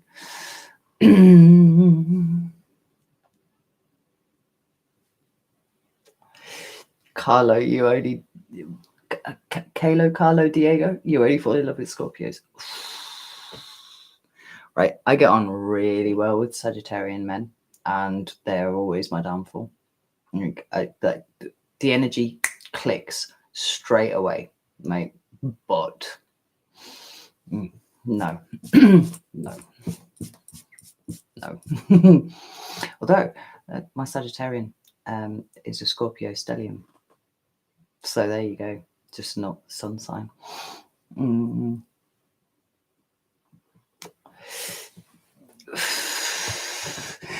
I had a Taurus recently, and I ain't going back. Yeah, see, this AJ says I was sent Geminis for years. Weird. When you get a sign that keeps showing up over and over again, there is usually something of that sign's energy that you need to learn. You know, and sometimes it's about sort of taking on for yourself in some ways, because though your chart is like your blueprint, don't think that you are restricted to that. Don't think that that is all that you are, because you're absolutely not. You're not like bound to it. And like I said, like, you know, I've always taken a lot of pride in the fact that I was a Leo, but honestly, I think I was my Capricorn ascendant for the first 37 years of my life, if I really consider it properly. Like the relentless forwards thing. Like, I didn't have a 5-year plan, but that was probably the Leo bit of me, like tugging on that. No, that's crap. Don't do that. But in every other respect, I was basically a Capricorn. I feel like I'm much more of a Leo now, even though it is quite an understated Leo, because I've got that Capricorn ascendant. It's still there.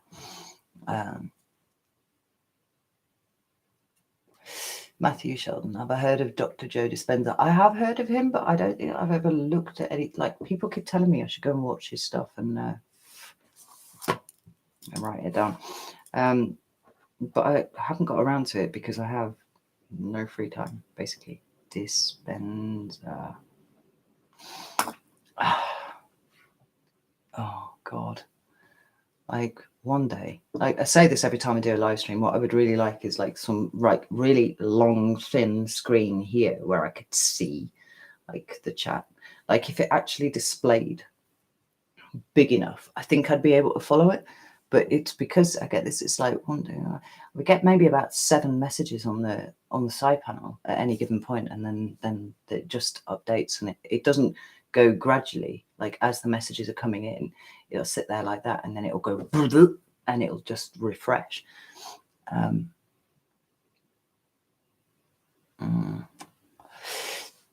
Saggies are awesome. My daughter's a Sagittarius as well. I get on well with that. But then, like, I get on well with other Leos as well. Like, my son is a Leo. My late husband was a Leo. I've got a few Leos around that I know, and they're just cool. Like, I like Leos.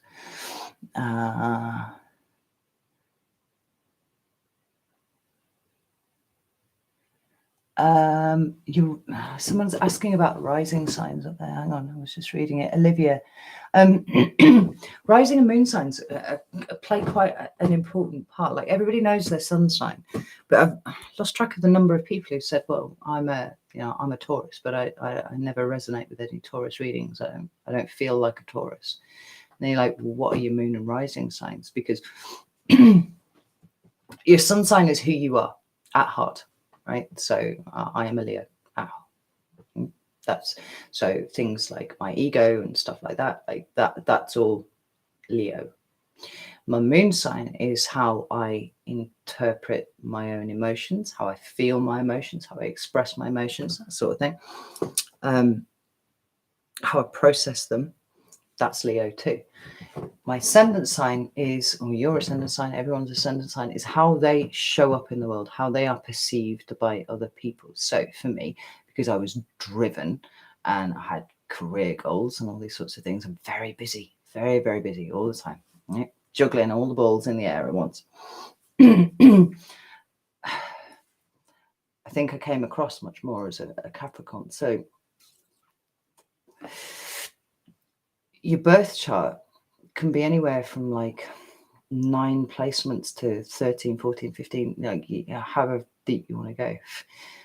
The sun, moon, and ascendant are the 3 most important because they're the ones that are in play every day. You've then got your Mars.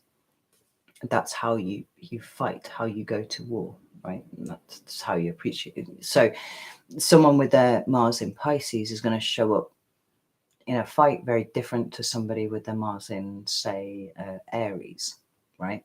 Aries, very aggressive, very, dominant, very forceful. Pisces, much more reserved, much more hanging back. Where your Venus is, this is about how you love other people, how you express your love language too. So someone who has the Venus in Cancer like me, is very different to someone who has their Venus in Taurus, say, for example. And it's just the case of seeing which apply. Now, you can go on as far as your Uranus and your Pluto and your Saturn and see what all of those are. And they all do apply, but the first three are the ones that make the most difference to your day-to-day kind of thing. And sometimes, depending on the situation, there will be periods of your life where there's, you know, your moon sign is more at play because you're dealing with more emotional stuff, or it's about how other people are interacting with you. So it might well be your rising sign is more important. There are some people who say, oh, this reading is for your sun, moon, ascendant in Mars, Venus, Jupiter, and all that kind of thing. And I think it starts to lose its potency once you start spreading it out that far. Yeah, so I always go with the sun, moon, and ascendant, and that's me anyway.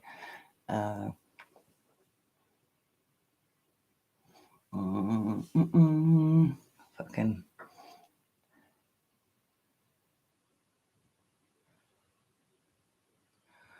Oh my god. Tracy, my North Node is Leo, which I found extremely interesting when I finally worked out what that meant.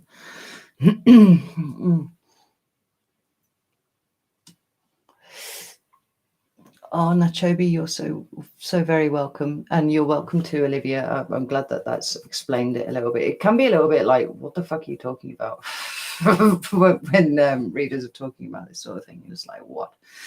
But that's what it means. And astrology is one of those things that I would deeply love to be able to study properly. It's quite technical. And what I know is genuinely what I've just picked up from kind of pulling my own birth chart apart. Like New Year's Eve last year, I spent alone. And I did like a 6-hour deep dive on what all of the planets meant, what all of the placements meant, what my planets in those placements meant, houses of astrology, what that meant. That's where I discovered I had an 8th house stellium. And I was like, oh shit, I got no planets in the first 5 houses at all, not one. And I was like, oh, is that a good thing? Is that a bad thing? I don't know. And well, yeah, just doesn't mean, it just means that I've got 7th and 8th house stellium actually. It means the focus of my life is contained within those houses there.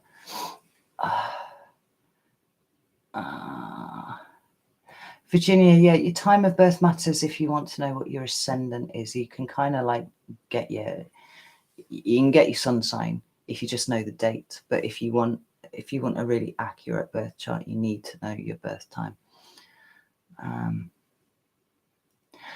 Angela, your North Node is, as I understand it, and I will preface this with the fact that I'm not an astrologer. Your North Node is your lesson for this life, like what you are trying to head towards. I think your South Node is where you've come from, and your North Node is what you're aiming for. So it's quite interesting for me that I am Sun, Moon, Mercury, North Node, Leo, all the same. It's almost like I fucked up being a Leo lots of times before, and now I've got to make up for it doubly so this time. I'm having a go, doing my best. Skull switches. He decided he went smart enough to figure it out. There's actually there's a series of videos on YouTube by, I think it's AIM, I think it's called. It's this woman from the south of the States who is Georgia's first licensed astrologer. And she has actually done a whole series of videos about what all the houses mean, what all the planets in those houses mean, stelliums mean, all that. That's what I spent 6 hours looking at on New Year's Eve last year. And I was following the videos with my birth chart in my hand and scribbling notes and things. It was really, really useful. Like there's plenty of resources out there that kind of boil it down to something that even potatoes like me can understand. It's worth having a look.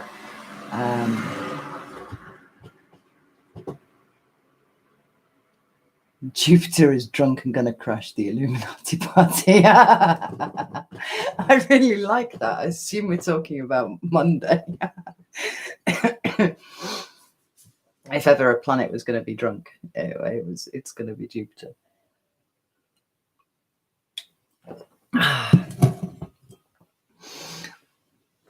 Oh, I want to see here. Oh, lots of North Node Pisces in the house.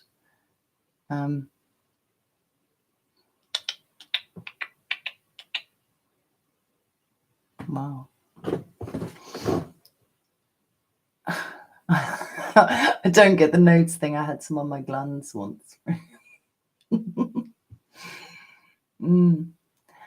Virginia, yeah, it's possible. Maybe you don't need to know, like, your birth chart. Maybe knowing that would deprive you of, working out the important things by yourself. It blew my mind when I looked at my birth chart. Like, to be honest, to see my entire personality boiled down to about 25 pages was slightly disconcerting. I'm not going to lie.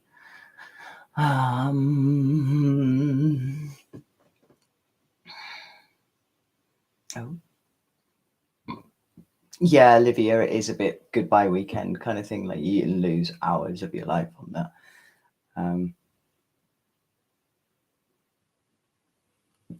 Hi, Magician N. You've been sitting in the back quietly listening. That's fine. That's fine. That's no problem. What's the difference between light work and shadow work? Well, the shadow work is about looking for the things that are not obvious, right? So if you go from a Jungian perspective on the shadow, it is all of those bits of yourself that are disavowed by you.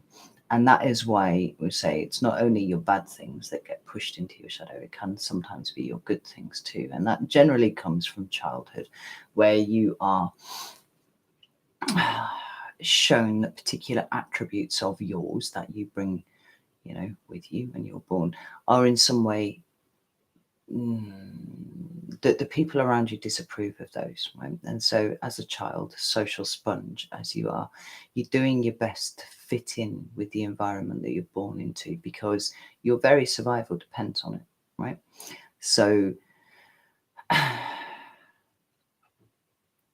say someone who is born into a family who are all quite tightly buttoned up, but happens to be, really artistic and emotionally expressive, perhaps finds, right. So say, for example, I'm sure she won't mind me using her as an example, my Pisces daughter, right? I had my first son and my first daughter, well, twins, actually. I had a Leo son, Sagittarian daughter, to a Leo man, right? All fire signs in the house.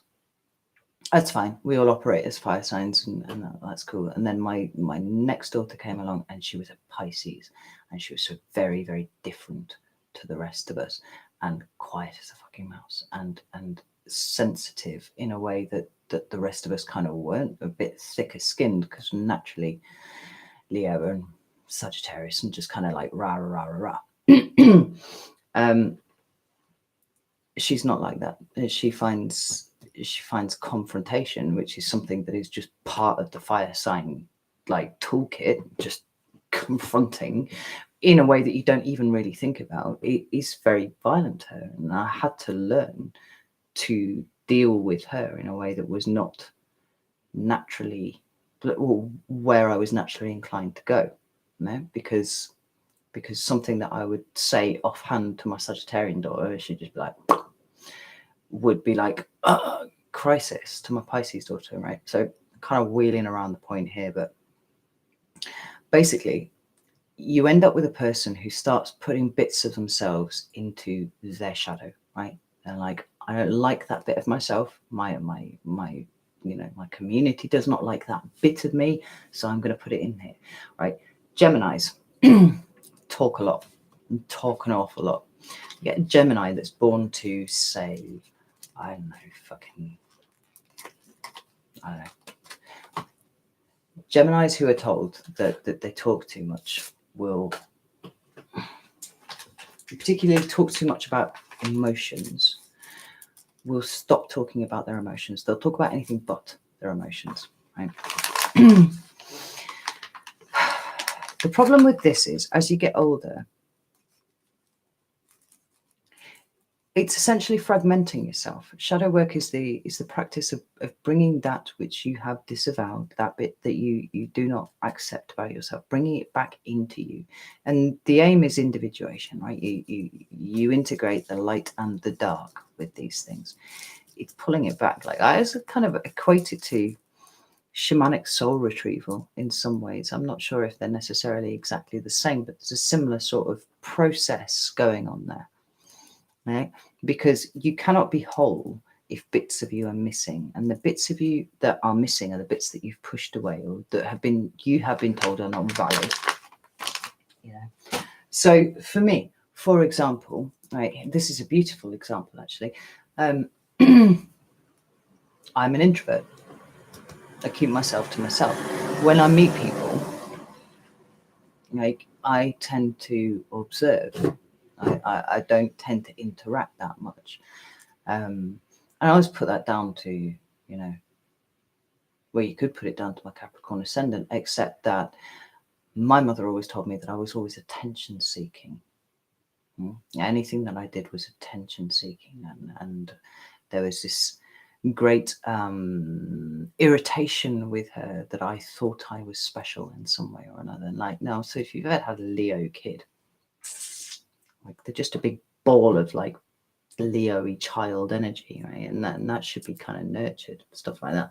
The reason I think that I became an introvert is because I was told that any sense of me bringing attention to myself was bad, and so I've always kind of flown under the radar. That's how I work. It's like that. Part of my shadow work was accepting the fact that often when I speak, people listen, because for some reason I give the impression that there's something that I have to say is of value, kind of the act of coming onto YouTube in the first place was an act of shadow work for me, because I had to talk myself into it, because people would see, people would see me. I've never been comfortable with people seeing me. Because if people saw me, then obviously I was courting that attention, and there was something wrong with me for doing that. Does that make sense? Am I kind of putting it clearly enough for you to be able to understand?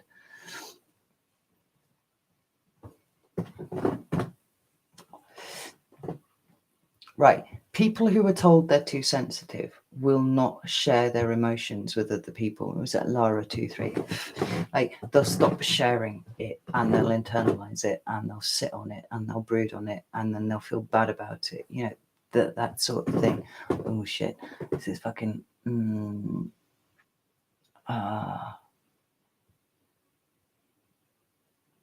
Okay. Yes, perfect sense. Okay, good. Right, that's it. I mean, there's loads more to it than that, and like Jung went into archetypes and stuff like that, but I honestly don't think that they're particularly useful for the shadow work journey, right? They're just kind of understanding what the process is and what we're aiming towards, I think, is sufficient for everyone. There's no need to get too academic about it, because yeah, there are lots of different aspects to it, but the very first part of shadow work is forgiveness, compassion, and acceptance of yourself. Right, those are the things that you are aiming for there. So you take little steps, and you do little bits here and there with yourself, and then you give that time to bed in. You give that time to accustom with what's going on here. Oh my God.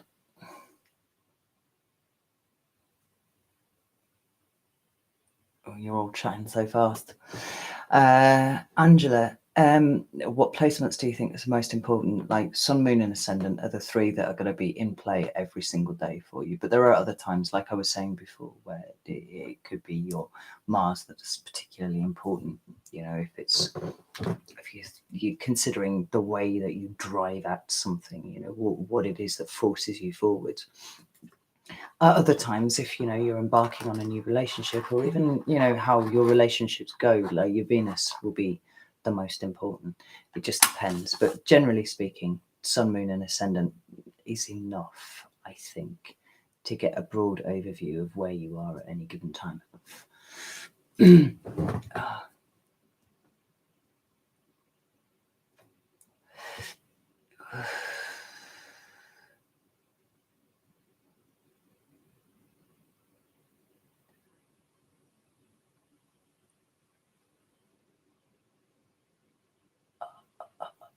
Sorry, I'm just trying to catch up with you all. Oh, Jane, you introvert. I am an introvert. Thank you very much. I am. Like, let's face it, I'm fucking just hermit around in my house all the time. I like that.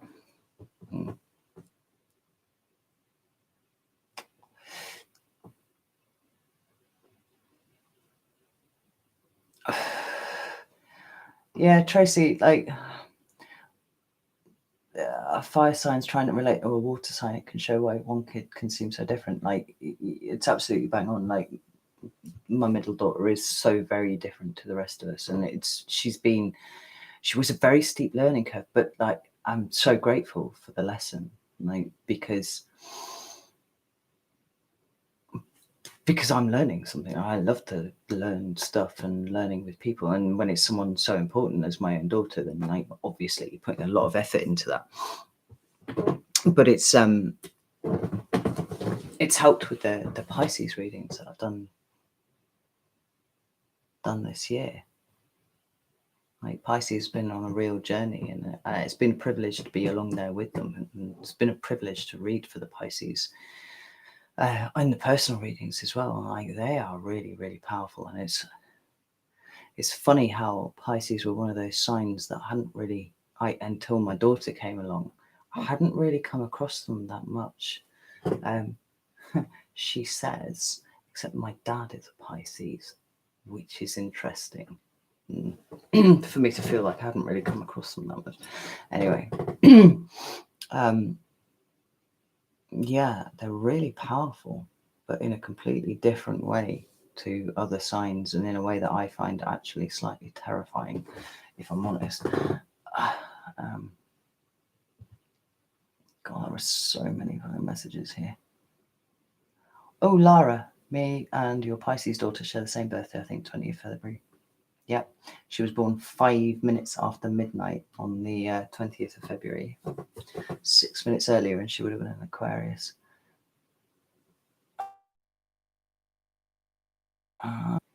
Messages.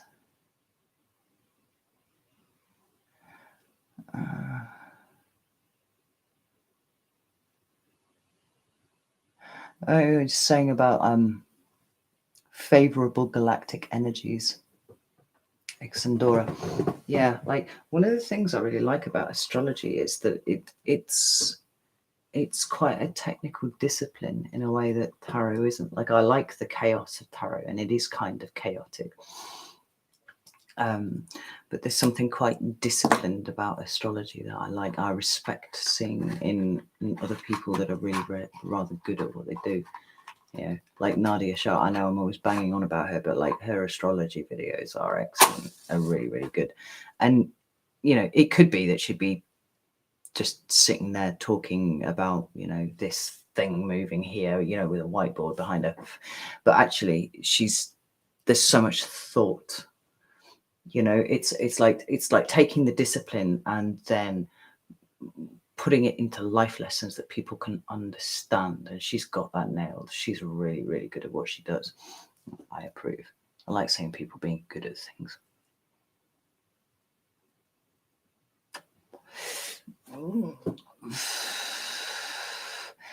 Oh, Neptune's daughter, you've often felt dismissed as a Pisces.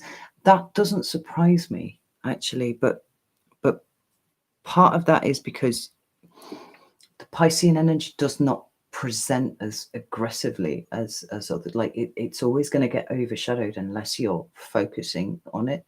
Like I said, it's tremendously powerful. I'm actually kind of terrified of it, to be honest. And I always feel like somebody smacked me in the head when I do the Pisces readings, because like literally as soon as I start the meditation, it's just like, and then I'm just like, oh God, how do I ground this? But I kind of, I don't know, like I'm getting the hang of it, but it never fails to hit me like a fucking truck every single time.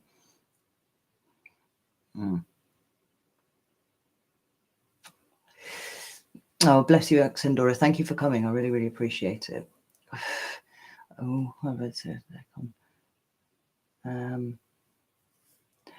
Nakobi, as I understand it, if you're a 0 decon, then you're like right at the beginning of the sign.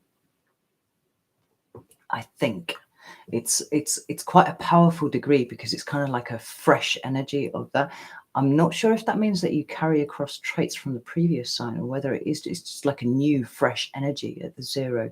I know there's 0 degrees and 20. Ooh, now is it 29 degrees? A really, really powerful degrees. And I think like my Mercury is at 0 degrees in Leo, interestingly enough. That apparently was a big deal. I don't know. There was a chap who did my chart like this time last year, actually, and he said, "Oh, your Mercury will be in." I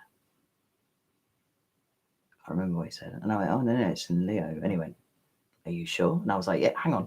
I was actually doing a reading for him, and I kind of pulled my birth chart out, and I was through the pages, and I was like, "Yes, Leo." And he went, "Oh." But he didn't elaborate on why that was a big deal. So I don't know. Oh, fuck. Thank you, whoever was just said that they couldn't keep up with the chat now either, because like I am literally, it's just like I'm having real trouble with it.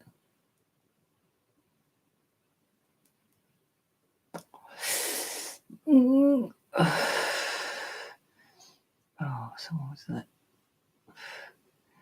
What is the trail for Sun in Aquarius and in 5 houses? Sun in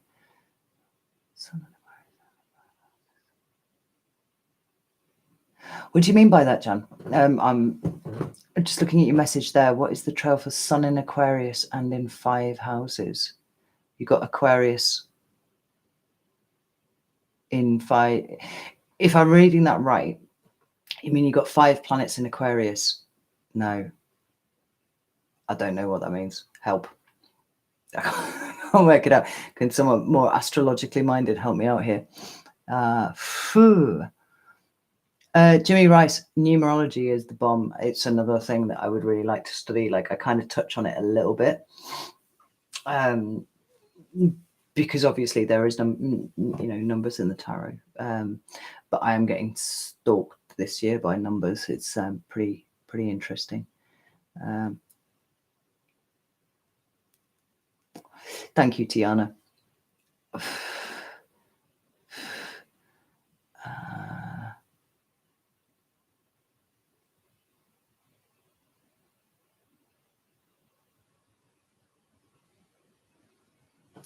Tiana's got you there. Like, I'm not an astrologer. Like, I do my best, but oh, GT4 Life. If Joe Rogan called you up to be on his show, who would you want to appear with you and why? Graham Hancock. I think Graham Hancock's the man. Like, and I just sit there being like, just fangirling while he just reeled off all of his facts about things. Like, probably.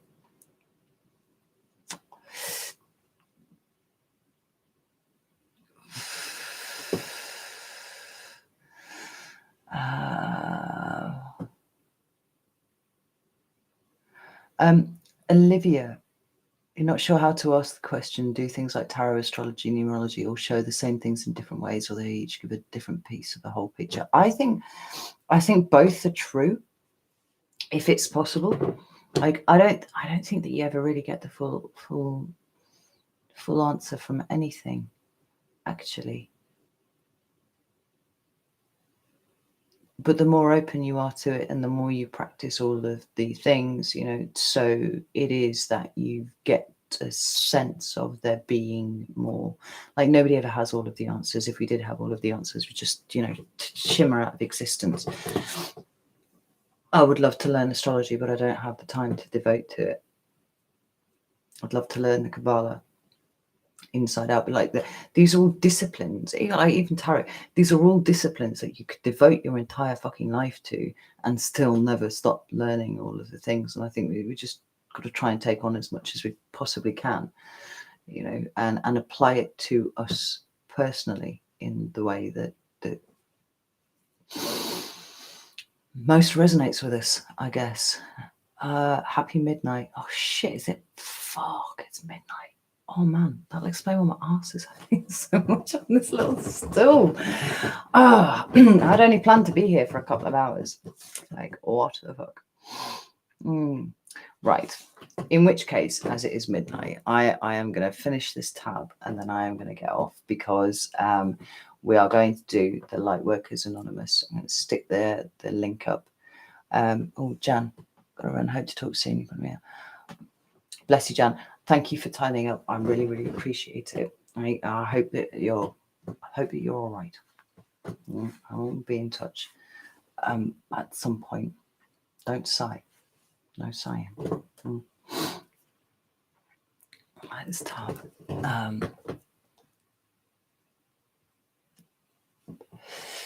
Outside tarot, like, if something's not sticking, if it isn't right, then just, you know, don't sweat it. It's cool. Just go with what speaks to you, you know. I suck at maths as well, to be fair. So that's one of the reasons why I'm probably not as good at it as I would like to be. Oh, Laurie, my wolf drawing. Do you know what happened? I was doing a personal reading and I could hear this dripping from somewhere. My fucking turret was leaking and there was rain. Like, we had like 4 solid days of really heavy torrential rain and the turret started leaking and it was, the water was rolling down the walls and it actually got the card wet. I had to take it off and go and dry it out. I'll put it back up when it's dry, but yeah. You're very welcome, Tiana. Right, what's going on here? Catherine Kitty Cat, that's kind of how I do astrology as well, is watching people and just paying attention. And that's a really valuable thing to do because you are actually being entirely present then, and that's something that we should be aiming for all the time. But if you're observing and you can start mapping things in your head, which is kind of what I do, then I think that's quite useful. It makes it practical use. Oh, Francine, that's so sweet of you. Thank you. I really appreciate that. Oh, Rosalinda, I dropped your truth bomb on the Leo reading today. That thing that you said about learning to let yourself die, because it was profound. It was really, really profound. And it's been profound for everybody else as well. The reactions that I got when I was talking about that with people were like insanely on point. So thank you for expressing so beautifully the last 3 years of my life. Like, I love you to bits. Oh.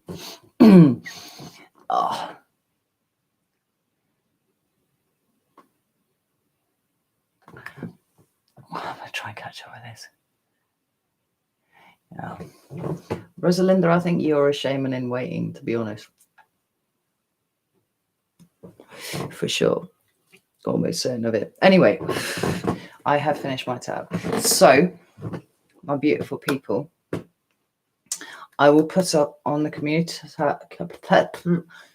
tab on YouTube, and also I'll post it on Patreon, the 2 links to the Zoom Christmas party, which is on the 23rd, and the Great Conjunction Lightworkers Anonymous. Let's get our heads together and start connecting properly. I'll put those up tomorrow. I'm not going to do it now because, to be honest, I'll just fall downstairs and go and get into bed. And if you want to turn up, it would be delightful to see you all.